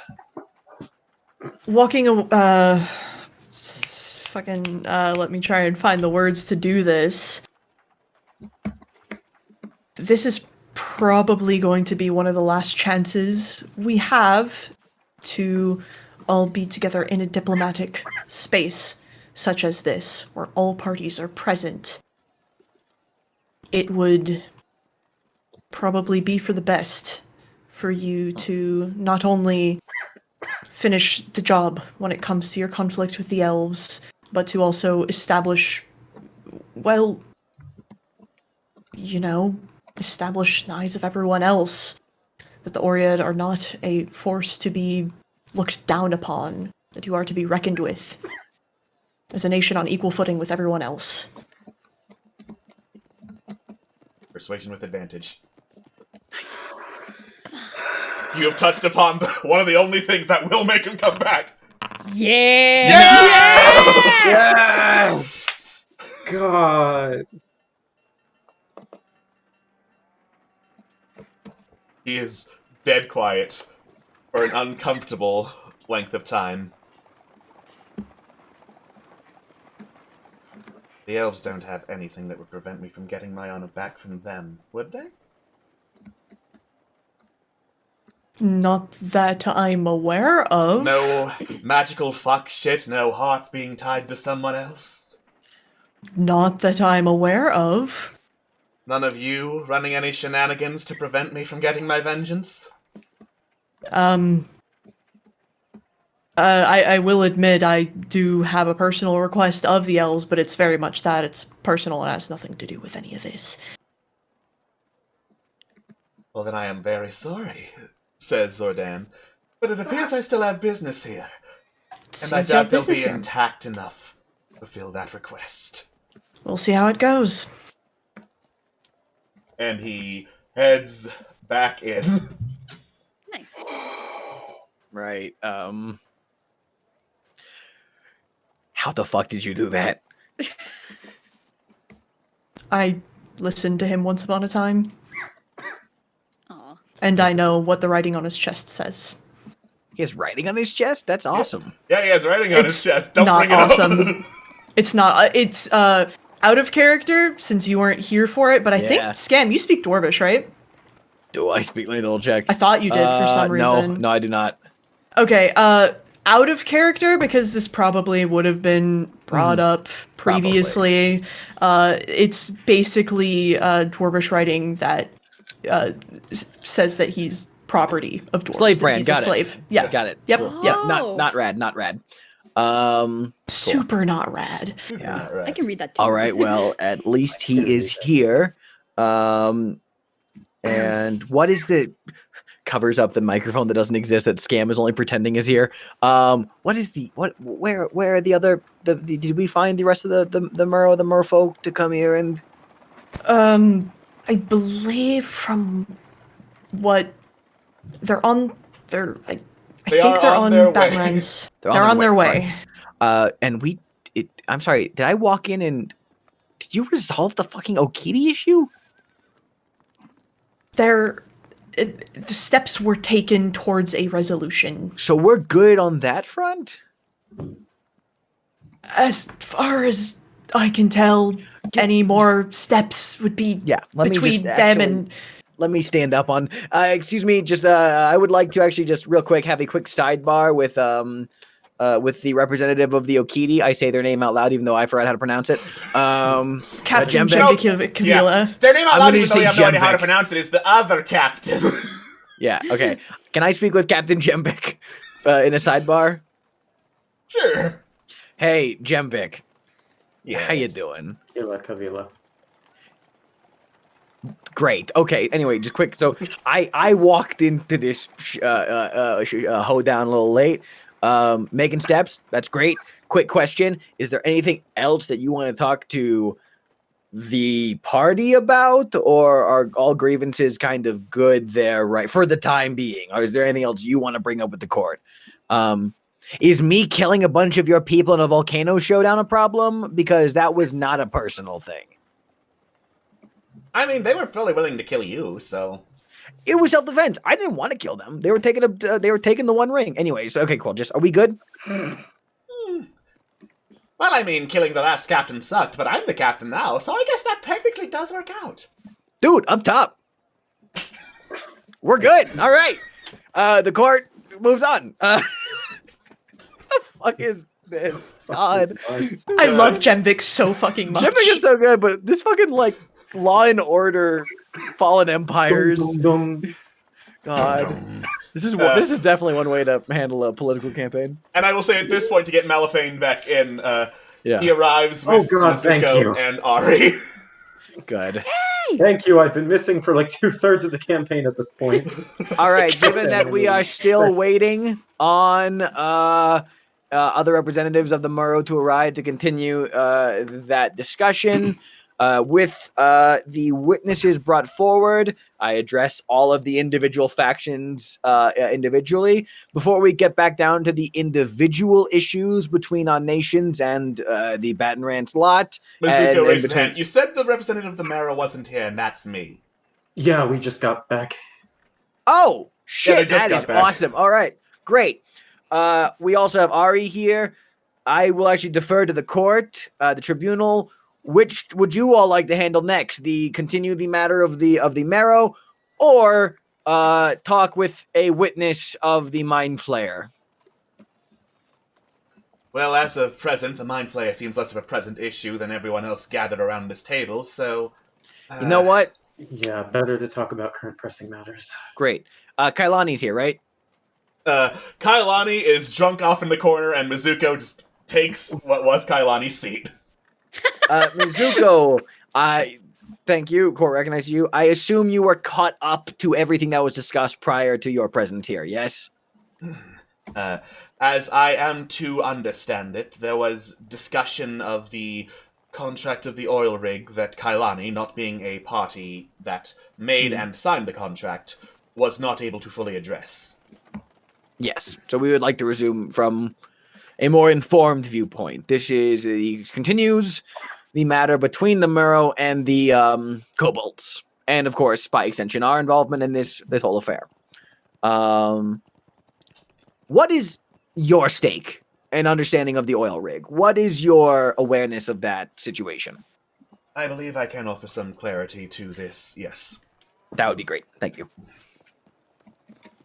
From my understanding, and I am sure that King Zokti will be able to back me up, the way this oil rig worked was through a series of gigantic drills, able to bore through the earth at rates that, frankly, no man-powered or man-cranked device could since. Zokti nods. Such a machine, we reasoned, would be able to uncover more material than just the oil and the black water that the kobolds were after. If I may go on a bit of a tangent to explain more of my situation. The city of Shimmering Lights is built on crystal and glass-like substances. Building it on wood to have it float on the water would be feasible, except there is very little in our region, and it would be vulnerable to storms.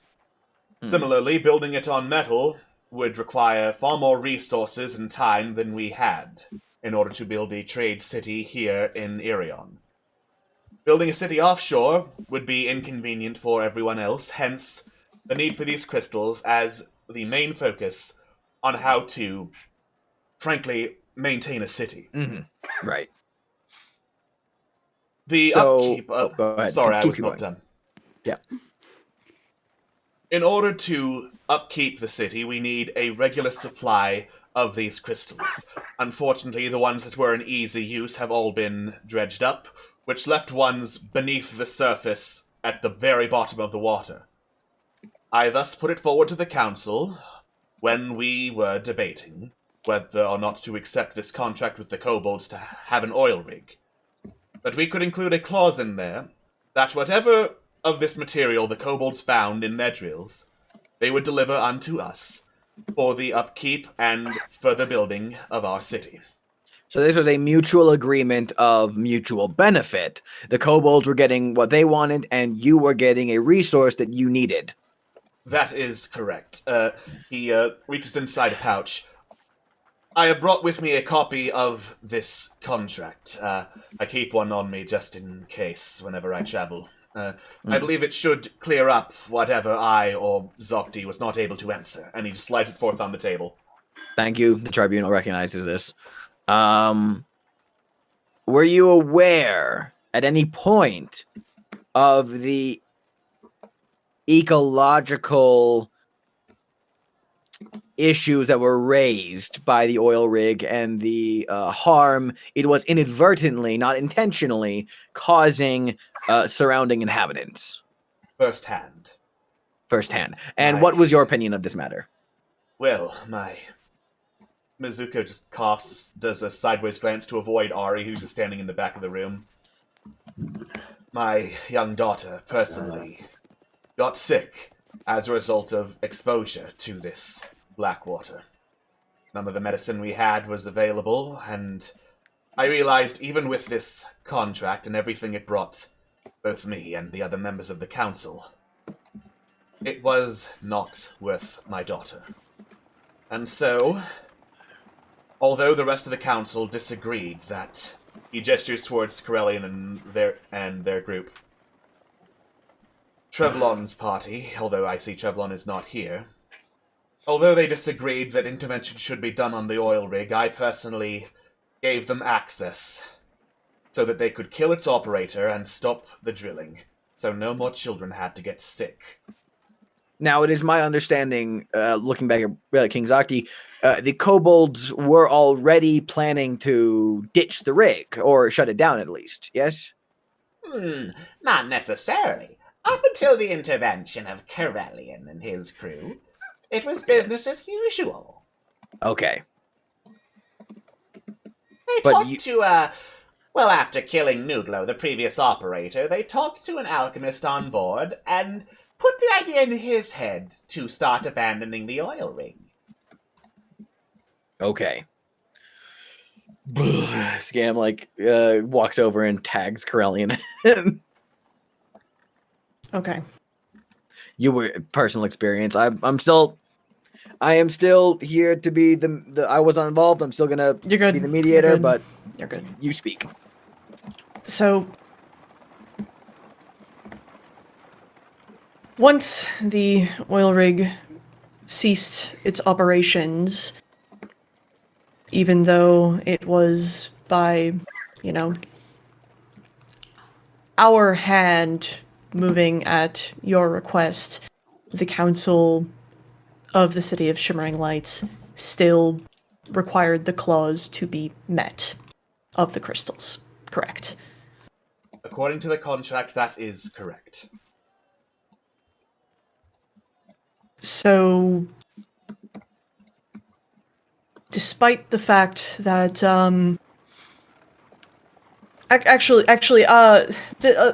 of character, I can't really frame this in a way, but what I'm trying to get at is, wouldn't hiring us to stop the oil rig have nullified the contract already? Outside interference was supposed to be something the kobolds covered. Even when it was directly from a member of one of the contracting parties. Oh, I was not operating effectively. Officially as a member of the council. They made sure to remind me of that. But I would have done it again in a heartbeat. Okay. Basically what I'm trying to get at, sorry, I used my 2 brain cells earlier in the session. What I'm trying to get at is our involvement to stop the oil rig would still be, it wouldn't have necessarily nullified the contract in an official capacity, but it was still the will of the council to continue despite it not being in the best interest of their people whatsoever. And the kobolds did technically end up agreeing through you as proxy to stop, I assume. Yeah. Yeah. So I'm sorry, I'm trying to suss out a decent way of saying it. But basically, it was just it was not reasonable for the contract to continue to be enforced to the detriment of both parties, essentially. Both parties, yeah. Yeah, clearly, tap back in. Clearly, Missoula, the council disagreed that it should be shut down, but you firsthand witnessed the health problems it brought up. The council was aware of this, yes? The council was aware of this. And you know why they as to why I should ask. Sorry, go ahead. Yeah, I was going to say, no, I understand that you were outvoted. My question to you is, do you understand why they were okay with letting these problems continue? Was it solely just for the interest of the material? I can only assume it was for the interest of the material, yes. He gestures vaguely to the contract.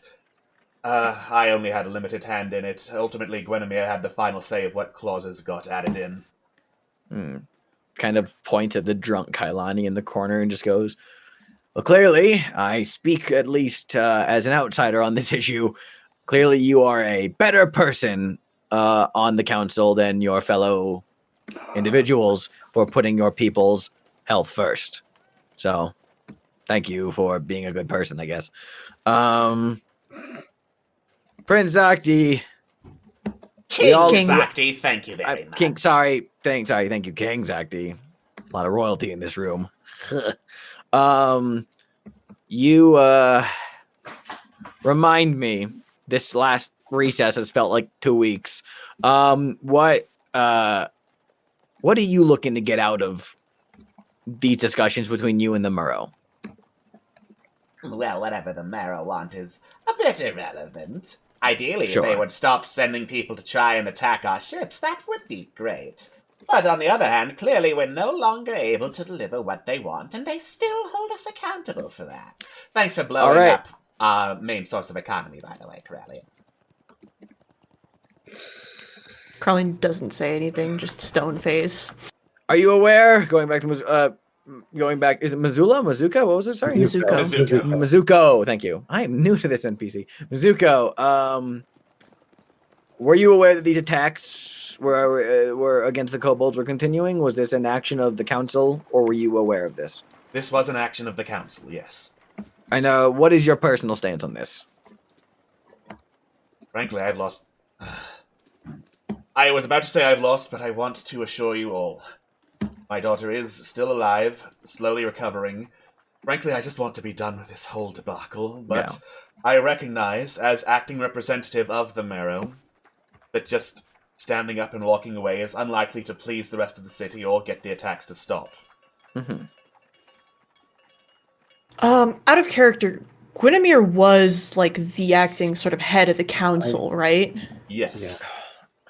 So with Guinevere having died, who is the acting head of the council now? Oh, good God, they are at each other's throats over that. I see. It's basically a race to find anyone who can effectively communicate with our queen first. Leans over to Krellin and just kind of whispers, this feels like this is beyond this tribunal. This is a larger diplomatic incident that requires more hands on deck. Yeah, basically, I would agree to that. For your context, Scam, Guinevere was the only person who could communicate with the Queen of the Marrow, and Gotcha. all information went through her both ways, which I'm sure you can understand how that went. Yeah. Okay. Before I say this out loud, here's what I'm thinking. We have both parties out loud on the record mutually acknowledge the fact that clearly the kobolds can acknowledge the fact that Mizuko is not an enemy. Mizuko and the rest of the kobolds were just trying to fucking clean their hands of this.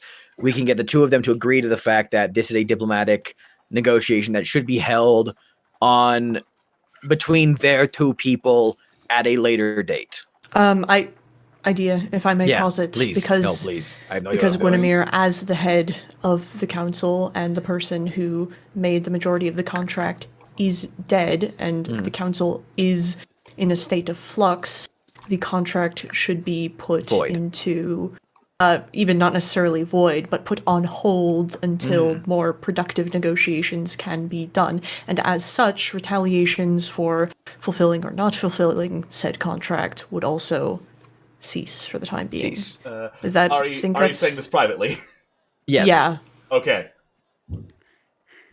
You think that's a good idea? I think it's worth bringing up. I mean, what else can we do here? I mean, listen, Mizuko seems like a nice enough person, but like, can't really do much here. This is a larger issue. At the very least, we can get some progress made here. Yeah. The tribunal would like to put forward a suggestion should the representatives of the kobolds and the Murrow be open to our suggestions. Given the statements on both ends that the council is in a state of chaos, it seems legally feasible that the contract and its expectations should be held in a state of pause for the time being, and that all retaliations against the kobolds for the time being, and this should be delivered to your council, should be paused for proper negotiations between all involved parties. That gives other members of the council, other members of the kobolds, including Snalgu, who I believe was on site at this incident as well, should be allowed to, as two separate independent individuals, come to an agreement for a later diplomatic conference to be held in a way that all the involved parties that should be able to speak on this can be present, and we do not have to hold proceedings here until that can be arranged. We got that right, Kay? Yeah, basically. Yeah, that's suggestion. So before Mizuko or King Zakti can say anything, Hailani drunkenly pipes up, "Man, fuck this fucking contract, am I right? All these bullshit clauses about how, apparently stopping the drilling means you gotta go to war with the kobolds, or, getting people sick means we gotta keep on drilling. There's not a fucking safety clause in there. Fuck this contract, we need a fucking new one." And he just slumps over, taking another swig. Kailani is absolutely correct. Kailani is absolutely correct. Yeah, no, Kailani is absolutely correct. I mean, Mizuko, King Zakti, I think both of these things, the points at King Zakti, their council is a state of chaos. They have no legal presence to enforce a contract when their government is essentially in a state of pause. It is all proceedings there should be halted, and their retaliations against you should cease.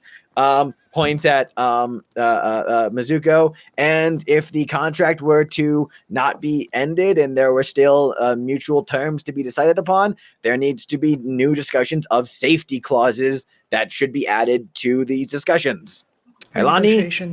Negotiations should be had to continue this matter further. Can I actually have someone make an intelligence check to scan over the contract real quick? Please. Because it's right there in front of you. Scan, please. I will. No, I will. I have, I think, the highest intelligence of anyone in the room. Yeah. This is just an intelligence roll, you said? That's an intelligence roll. I don't know any ability check that would apply to understanding legalese. You got it, dude. Let me roll just flat intelligence.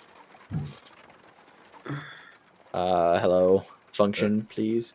Let me see. Oh, wait. Do I have it toggled to roll 20 still? Oops.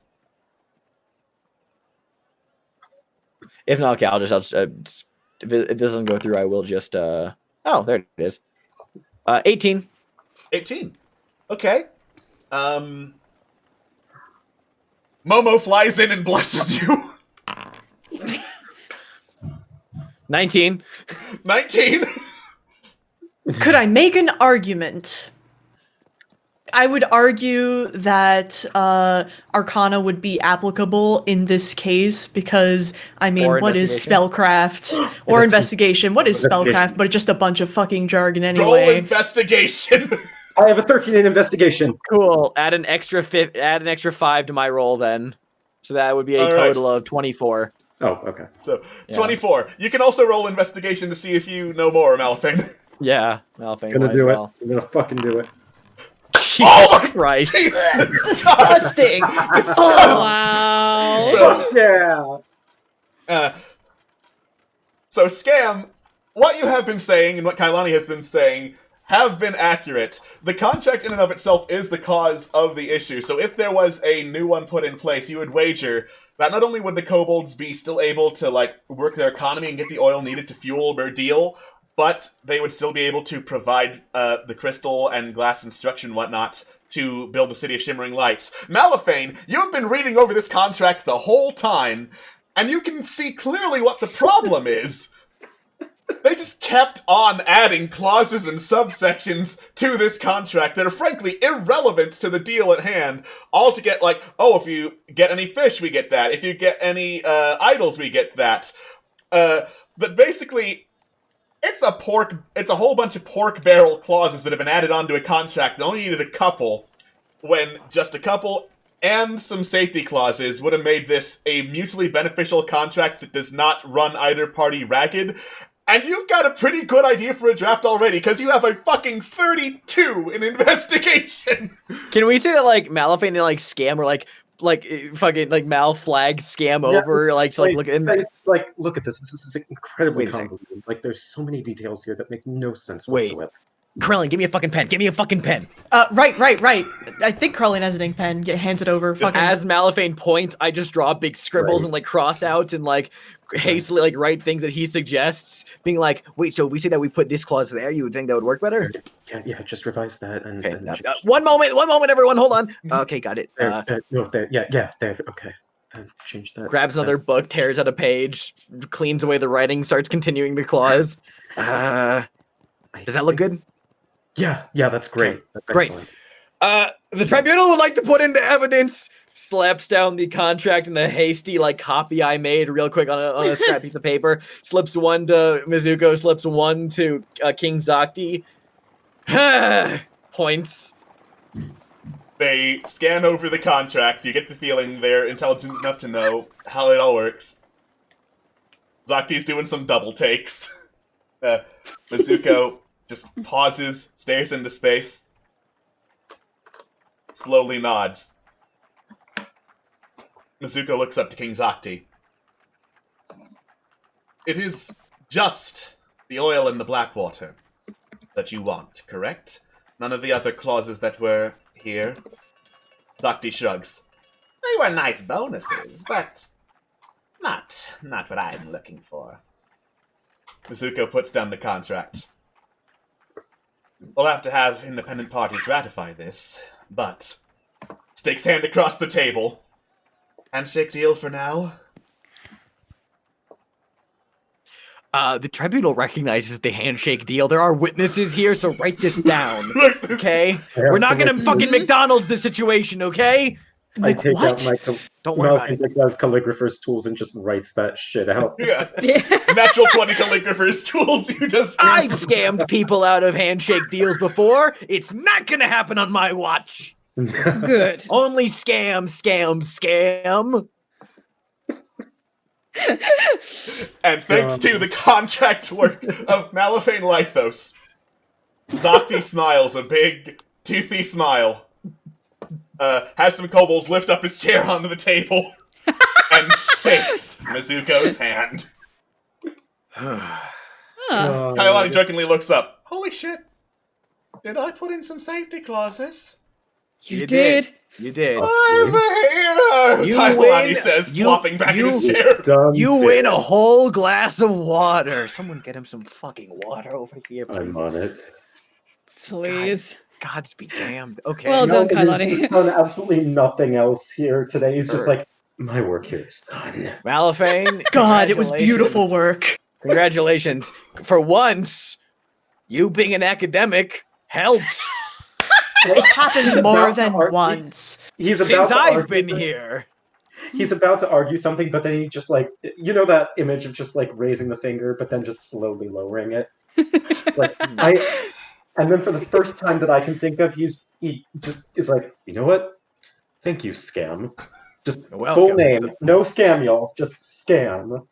Hey. You haven't earned to call me Scam, but I'll accept it this once. I'll take it. Okay, that's 2 miracles accomplished in one day. We are making significant progress. 3 if you count killing Dragatha, but small potatoes. Just to clarify, King Zakti and Mizuko gestures at the Baton crew. We good? Mizuko looks over. I mean, I personally have no problems with the rest of you that are worth acting upon. Oh, I cannot speak for the rest of the council, but Scam actually like waves his hands violently in the air before Zakti gets the chance. He goes, "Wait, I remember something from an hour ago." King Zakti, one of the grievances you raised against the Baton lot was the handling, or rather, I should say, in your words, the mishandling of the dragon egg situation. Is that correct? That is correct. We would like to put on the record that the situation can be explained because they were not dragon eggs. Really? Yes. And therefore, that is why the issue being handled the way it was, there was miscommunication, there was lack of trust involved, but they were not dragon eggs. I would like to put that on the record. Yeah. Well, then what on earth could they? And I'm going to make an executive decision here. Momo comes in, like, hands all clutched. Sorry, I'm just getting the baby some food. And everyone stares. Momo slowly turns. Collective, oh. The Aarakocra babies chirp. Aarakocra eggs, baby! Pointing at the children. There is, in fact, a variant of collective awe and a collective holy shit from the gathering. Are those baby birds? The baby Aarakocra, actually.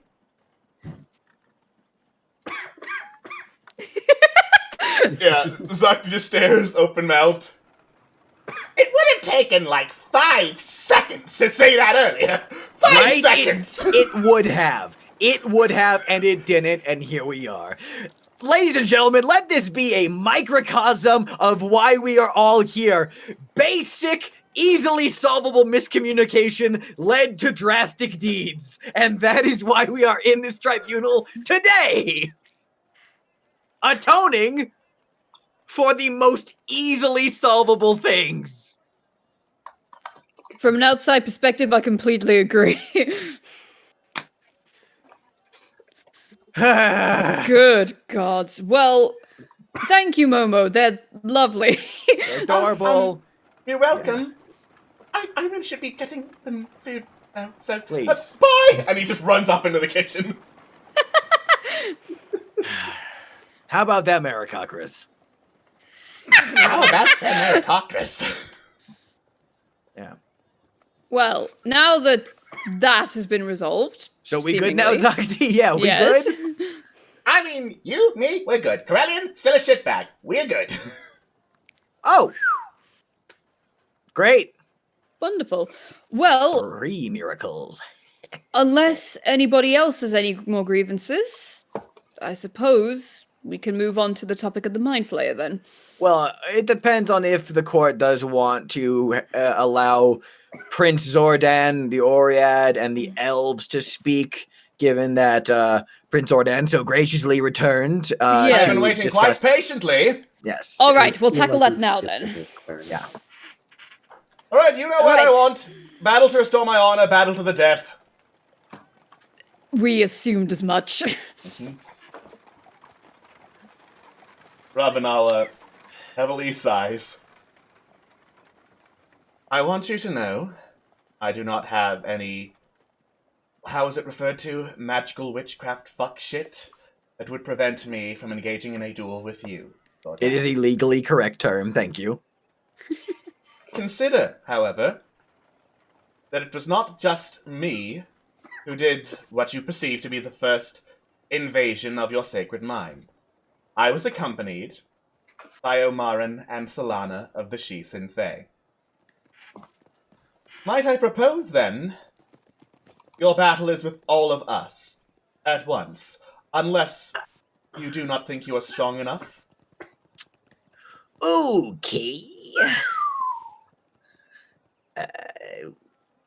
Wasn't expecting that. Corellian, I stashed popcorn under the desk. Give it to me. When did you get the time to... Okay, Don't worry about here. it. Alright, so a little bit of the popcorn has spilled because once more Zordan is just gripping the desk. It's shaking and cracking a little bit. God damn it, this is butter. I don't fine. think- Your Highness, please. I don't think I even need to invoke an insight check to know he's not happy. Yeah, no! His wisdom is 9. He's not going to hide anything from you. Speaking as somebody who also doesn't learn from his mistakes, Prince Zordan, elves alike, might I inquire as an outside party? this matter involving the Oriad mines and the slight with the elves, aside from gladiatorial combat and honor gaining, mayhaps we start with both sides explaining what happened in their perceptions and working from there. Because I don't think y'all have ever actually spoken before about that. You just went straight to hostilities, which, hey, not judging. I do that all the time. They demanded access to the sacred mines. We said no. They went in anyway. Elves, what do you think? What is your take on that? We were investigating a recent attack on us from insectoid creatures known to have habitations on Oriad territory. The sacred mines were the most likely place to find them. Oriad, do you know what those insectoid creatures are? Not ours. Elves? Ravenala shrugs. It was our best lead, and we did not have time to take their word for it. So you see how that's a problem, right? I can see how them completely disregarding our territory is a problem, yes. Elves, you understand that just walking into a holy ground that you do not have permission to go into could be perceived as a hostile action, yes? We decided that was a risk worth taking in order to protect our city. And why did you assume you couldn't take the Oriad at their word? Why? You understand how terrible of an argument, no, it's not us, we don't have any proof, is, yes? Yeah, but you had no proof it was coming from them. You just assumed it was the best likely lead. We had biology on our side. I don't know the meaning of the word.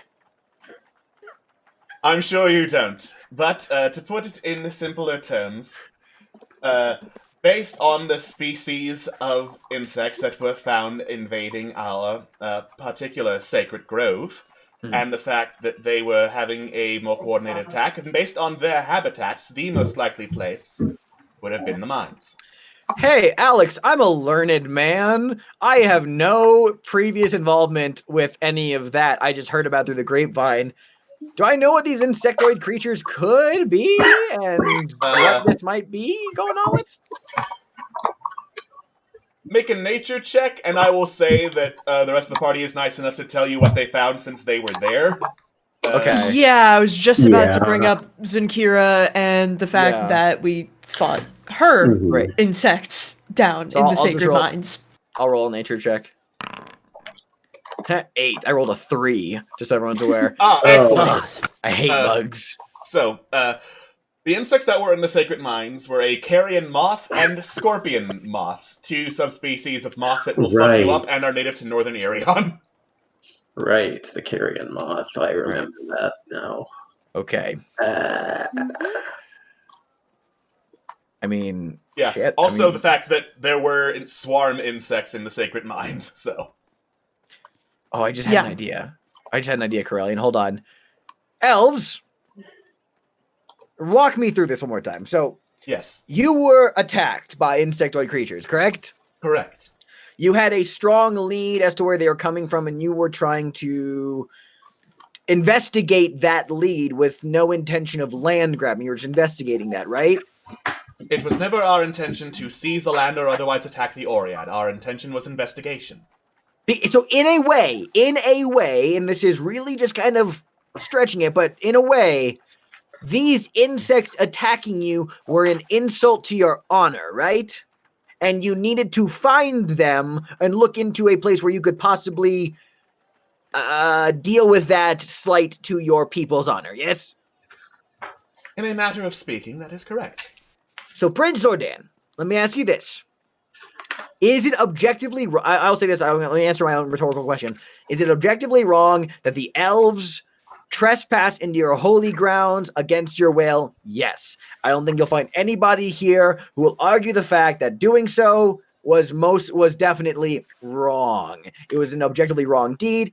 However, I speak in metaphors when I say this, Prince Zordan. Let's say I, Scam likely, for the record, Scam Thelonious likely, came to your house and I slapped you.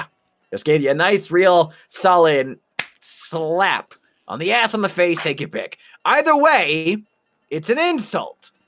and I ran away, and you heard through the grapevine, oh, Scam Likely, he's hiding in the church. Okay. And you go to the church and like, hey, is there a goblin? Have you seen a goblin in there? And the priest, great guy, by the way, looking at the elves, the priests are just so swell, so nice. But the priest has no idea that they're in there, but says to you, Prince Ordan, never seen a goblin. And before your honor has a chance to be questioned, you're like, well, fuck, yeah, I gotta at least look myself. Because, like, hey, this guy could be lying to me, or maybe he doesn't know. So you go inside the church and you find me and you slap me back. Case closed, Your Honor. That was a really long-winded way of where I'm trying to get to, which is, even though we can objectively recognize that the elves trespassing was a bad act, and that's a thing to be discussed between you two, are you at least able of understanding the fact that they were afraid, they wanted to look into it, they felt like they had their honor trespassed upon in similar ways that you have dealt with before? So my honor is lesser than theirs? No, that's not at all what I'm saying. Fuck, I quit. Motherfucker, I hate this job. No, I'm saying, can you understand where they're coming from? And I'm not saying that you have to agree that what they did was acceptable. It was not. They trespassed on holy ground. But it was not because of you. This is not a personal slight against your honor. It is a tertiary slight against your honor, and should not be. Anyone else is allowed to speak other than me. No, I'm please. The cogs are turning. No, I'm in full agreement with you. I agree. It does not seem like a personal slight.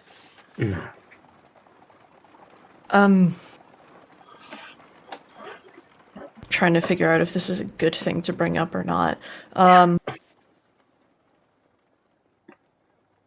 In the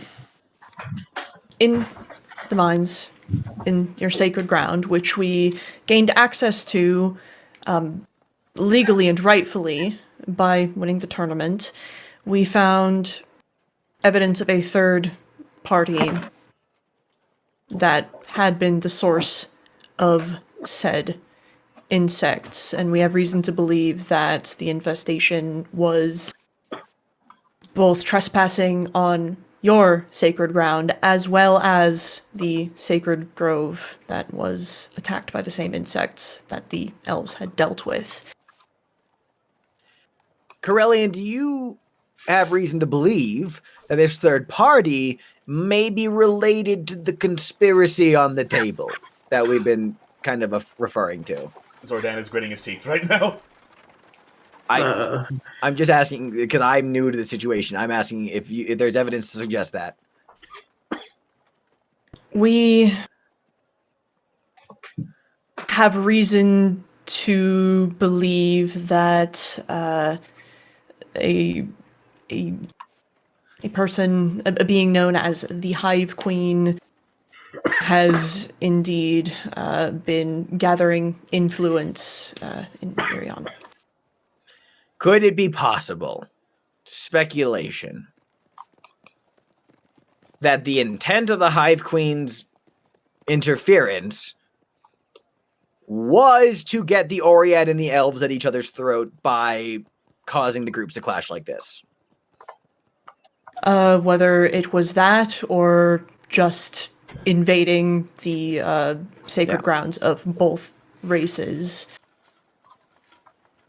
Corellian, I was under the impression, by your word, that you would not be trying to stand in the way of me getting my honor back, and yet here we are! Tribunal has agreed to a challenge. Are you saying I should not take it? Are you saying I am not within my right to take it? You know what, Corellian? I'll let you answer this, but I'll tell you, for me personally, whispers to Corellian, I know you guys like this guy, but he seems to be bloviating like a child. But he's a grown-ass Oread, if he wants to fucking face down death, I'm not going to stop him. I was hoping to solve this diplomatically, but we can just wash our hands of this and agree, let him duke it out. I will not stand in your way if the two parties can come to an agreement as to the parameters of the trial of combat, then by all means. The tribunal record would like to say that my insertion was on an attempt to halt any such endeavors, just trying to see if there were alternatives that could be reached. There are not. You may proceed with the Yes, Rax? Hang on. Listen, I also I don't want to interfere in this, but at the same time, if we're discussing fights to the death, wouldn't the death of Eva Rawl contribute to even more political unrest? Ravenala tilts her head. The Oriat have multiple clans, each with their own separate royal family. The loss of Zordan, if I may be so bold to assume, would not be as much of a disruption, and in fact it would give him an honorable death fighting for what he believes in. Similarly, I am not any sort of leadership of the elves. I am a mercenary first and foremost. So this sounds like, at the end of the day, it's a cultural thing, and I'm just gonna say maybe we let them proceed with that. Although, again, not trying to prevent you to do anything that you want to do, Prince Arden. Let me just ask you this, though. Is it possible that technically the person that you'd have to regain your honor from is the Hive Queen, technically, because she instigated it? Have you proof? Do we? Yes, Corellian? Actually, I would like to posit one more, and something on a slightly higher level, even. As I'm sure you are all aware, we have both reason and evidence of the fact that a mind flayer has been working in Ireon, and to the detriment of all of the nations. And said mind flayer would be ultimately responsible for both the terrible injustice done upon your people, Prince Zordan, and also your people, Ravenala. And we have actually, Carlin sort of like looks back towards Ari.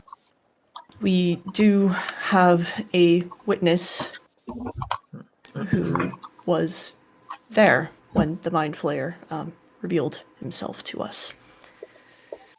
So we would like to now transition to that briefly, because actually we do feel like these incidents are connected, and Prince Zordan, with full respect to your honor, if the implications here are that this Mind Flayer and this Hive Queen are involved, and so far they have been destabilizing the political state of Ireon, then technically it would be the Mind Flayer, the puppet master, who orchestrated this clash that you take umbrage of honor with. But not trying to push the issue, I would like to address this witness for the whole court and then see how we feel afterwards. Yeah, we good? All right. Fine, proceed, says Zordan, leaning back in his chair. Thank you. Ari, if you would not mind making your statement as to what you saw and what you remember the night the Fiery Grog Tavern burned down. Ari sighs, steps up to the podium that I assume you all have. The man I am sure everyone here at this table is familiar with, Old Ran, is the disguise of a mind flayer named Ranko. Based on what he has admitted in front of me, thinking that I would not survive his attack on the Fiery Grog Tavern, he has been manipulating every single city-state in Ireon, all of you, with what Corellian and his group have done. Simple tasks one would assume adventurers take on because legally you could not do it. All meant to destabilize your relations. To anger you at the oil rig, to invade sacred sites, to raise tensions in Port Mirandu itself until it was ready to be bombed to the ground. All his design. And you want to know the best part? It's only here in Ireon where he would have been able to get away with it. Only in here where that hate was already festering and boiling. All it needed was a push. Don't act like you're blameless here. Don't act like given any excuse you wouldn't have tried poisoning everyone in the port. Don't act like you wouldn't have tried to push the Okiti out. Don't act like you wouldn't have fought each other over honor, over contracts.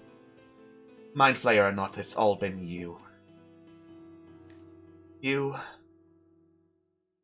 And I wish there was an easy way. Say this, I wish there was an easy solution, but there is not. Because it's in your nature to hate, and to fight, and to grouse with each other.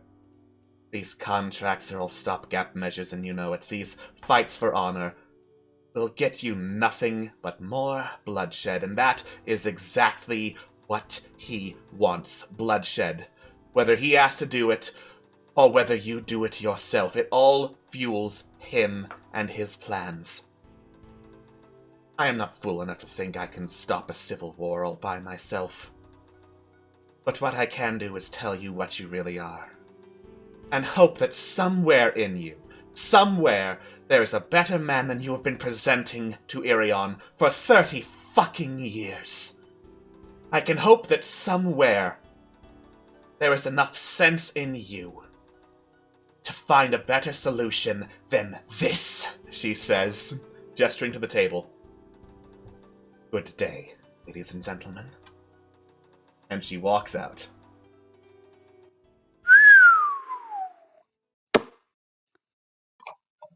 Well, that was very well said.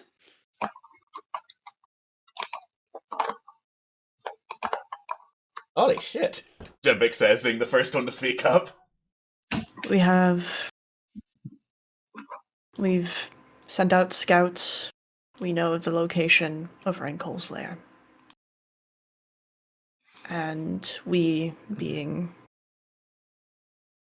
this ragtag group of hired adventurers, we plan on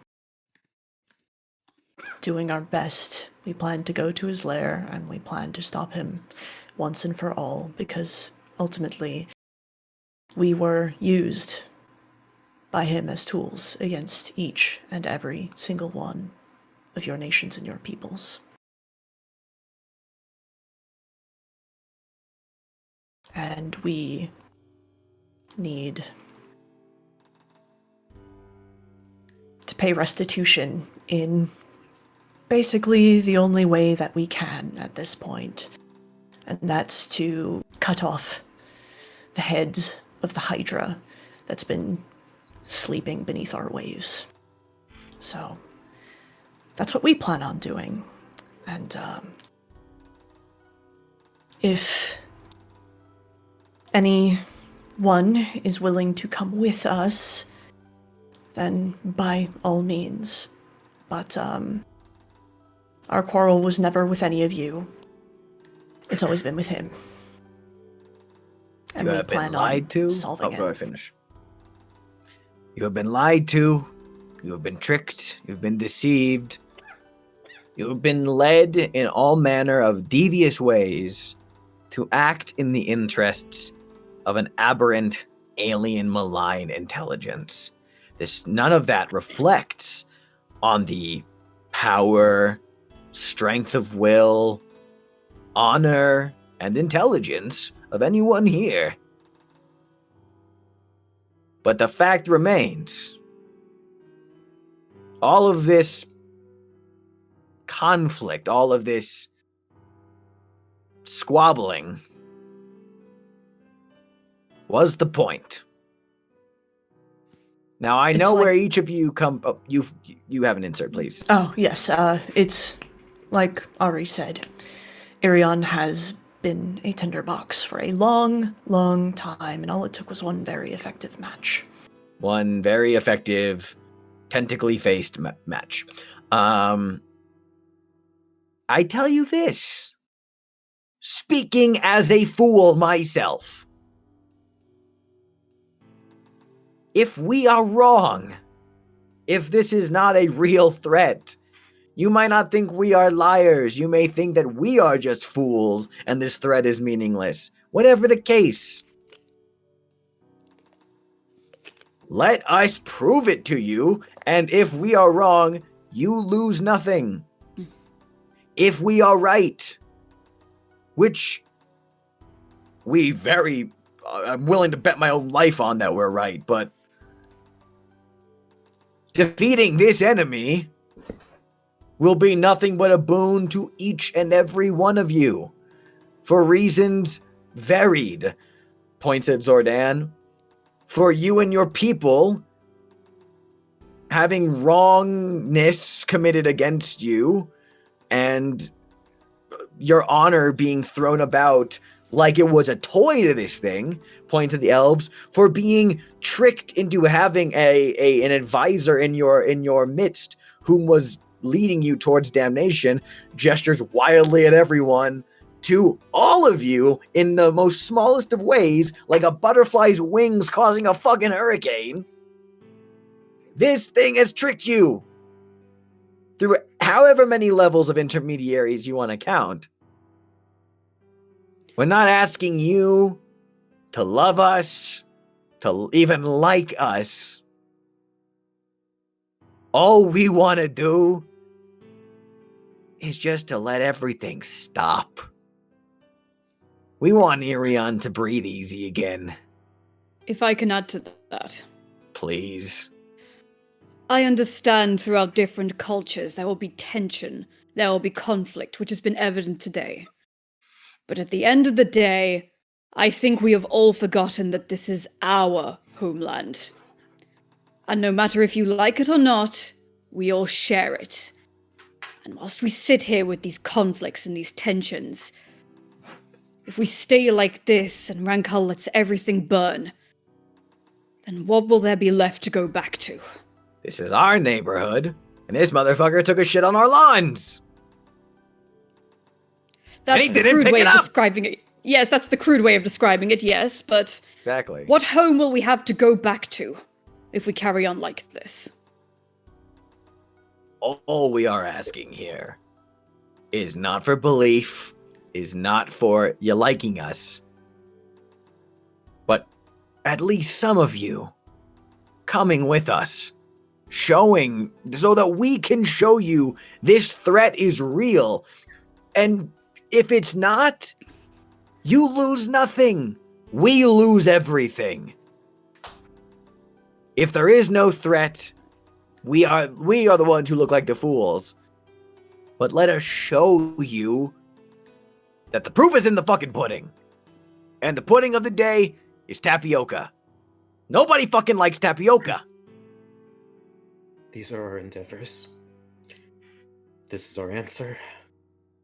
And that's our promise. So, we've said our piece. In the words of the great bards of old, signed, sealed, delivered, I am yours. So what will you all do? By now, like, a crowd is kind of gathered in the foyer of Baton Rance Hall. Like, various civilians have all gathered to see what the noise is. They've all just been standing, sitting, staring, in stock silence as you presented your case. Ravanala is the first one to speak. As you said, this Mind Flayer, his existence hinges on belief.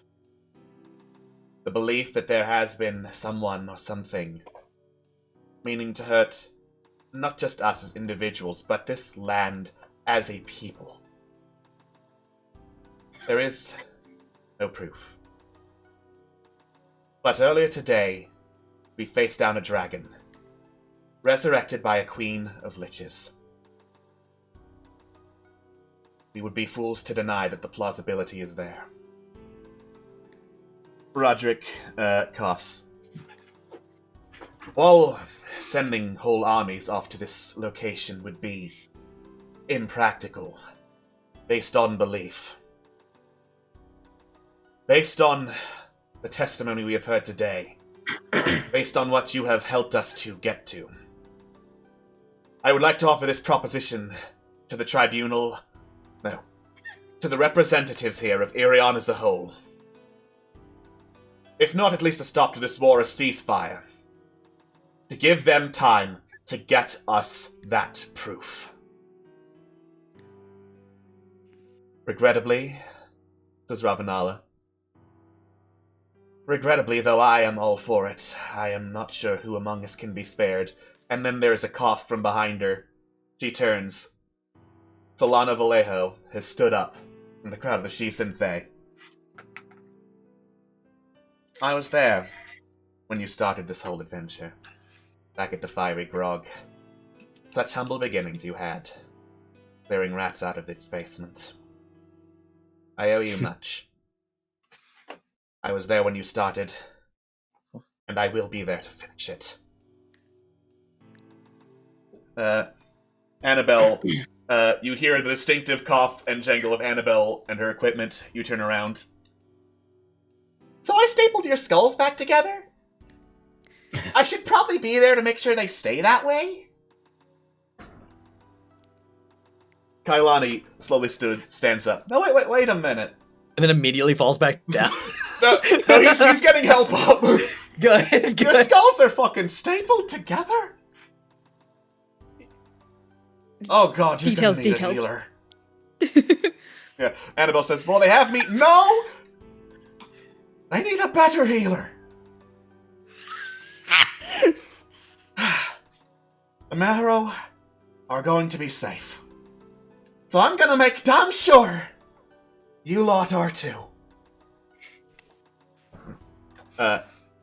Jemvik kicks his feet up on the table. I can only assume you all have boats of your own to get to wherever this lair is if it's nowhere on land. Of course you will need an escort, and someone to make sure you have no funny business. He turns back. Remeg, you've dealt with them before. Are they worth it? Remeg looks over at the group. Without even hesitating, he nods. 100%. Zutzag comes in from guard post. Taps you on the shoulder, Corellian. So, we take care of this mind flayer. Everyone is safe, right? That's the plan. Everyone. No one else has to get hurt for whatever happened in the past, right? Right. We as a community just took down fucking Dragatha together. If that ain't a great symbol for unity, I don't know what the fuck is. Zutzag nods, grabs Krillin by the shoulder, shakes a free hand. My gun's yours again, brother. Thank you. Krellin, you can cry. Are you holding back tears? Krellin, are you crying? Yeah. Fuck off. Shut the fuck up. Yeah. Are you crying? So- Not the time. Not the time. Oh, I like the Zordan growl in your voice. has had his fingers steepled this entire time.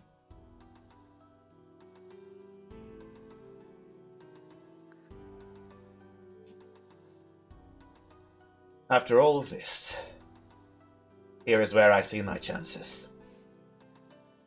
I wait 120 days to kill your librarian. I could try my best with the Shi Synthé, one of whom has already pledged to help you. Or, I assume you are telling the truth, and that none of them are my target. A tempting option. He stands up from the table. Let us hope it is the best one. I mean, you can still kill Quintessa if you want. I'm not gonna. You are like- ruining the moment, Scamules. Moving on. Cool. Just okay.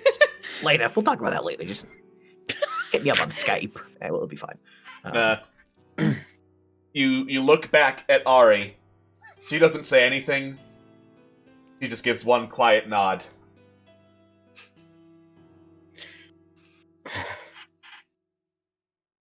Then I suppose it's settled, says Ravenala.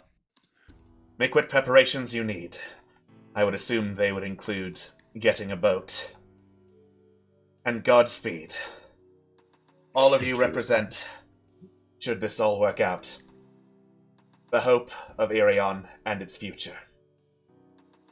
Be your best. Buckle up, kids. Be your I'll brightest. be like calamari. And do not fail.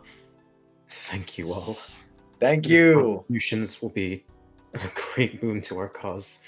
Despite our differences, despite our struggles, the combined might that we all share will bring this all to an end. Dragatha's defeat is proof enough of... Dragatha's defeat is proof enough of that. I can't say for certain what will happen all of this is said and done, but I truly believe that we can... No. We will defeat Rankol and save Ireon. Is it just because there's a fucking halo over his head now? What the hell?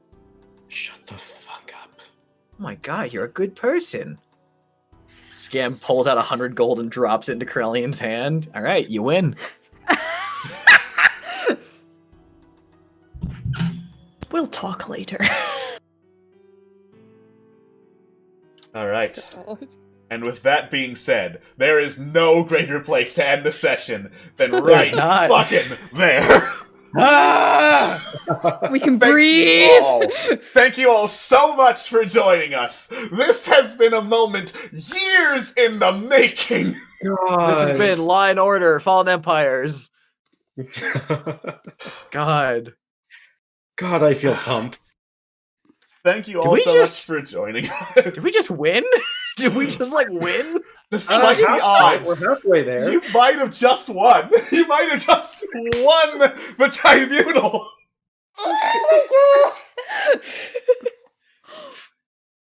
Yeah, that's right. Fuck you, everyone. We just won war. That's Yeah, right. with some very high persuasion and investigation checks and some very good arguments, you might have solved the Civil War if all goes well. But we can talk about that shortly after in the post show. Thank you all for joining us, and we will see you next week for more Fallen Empires. Bye-bye. Bye, guys.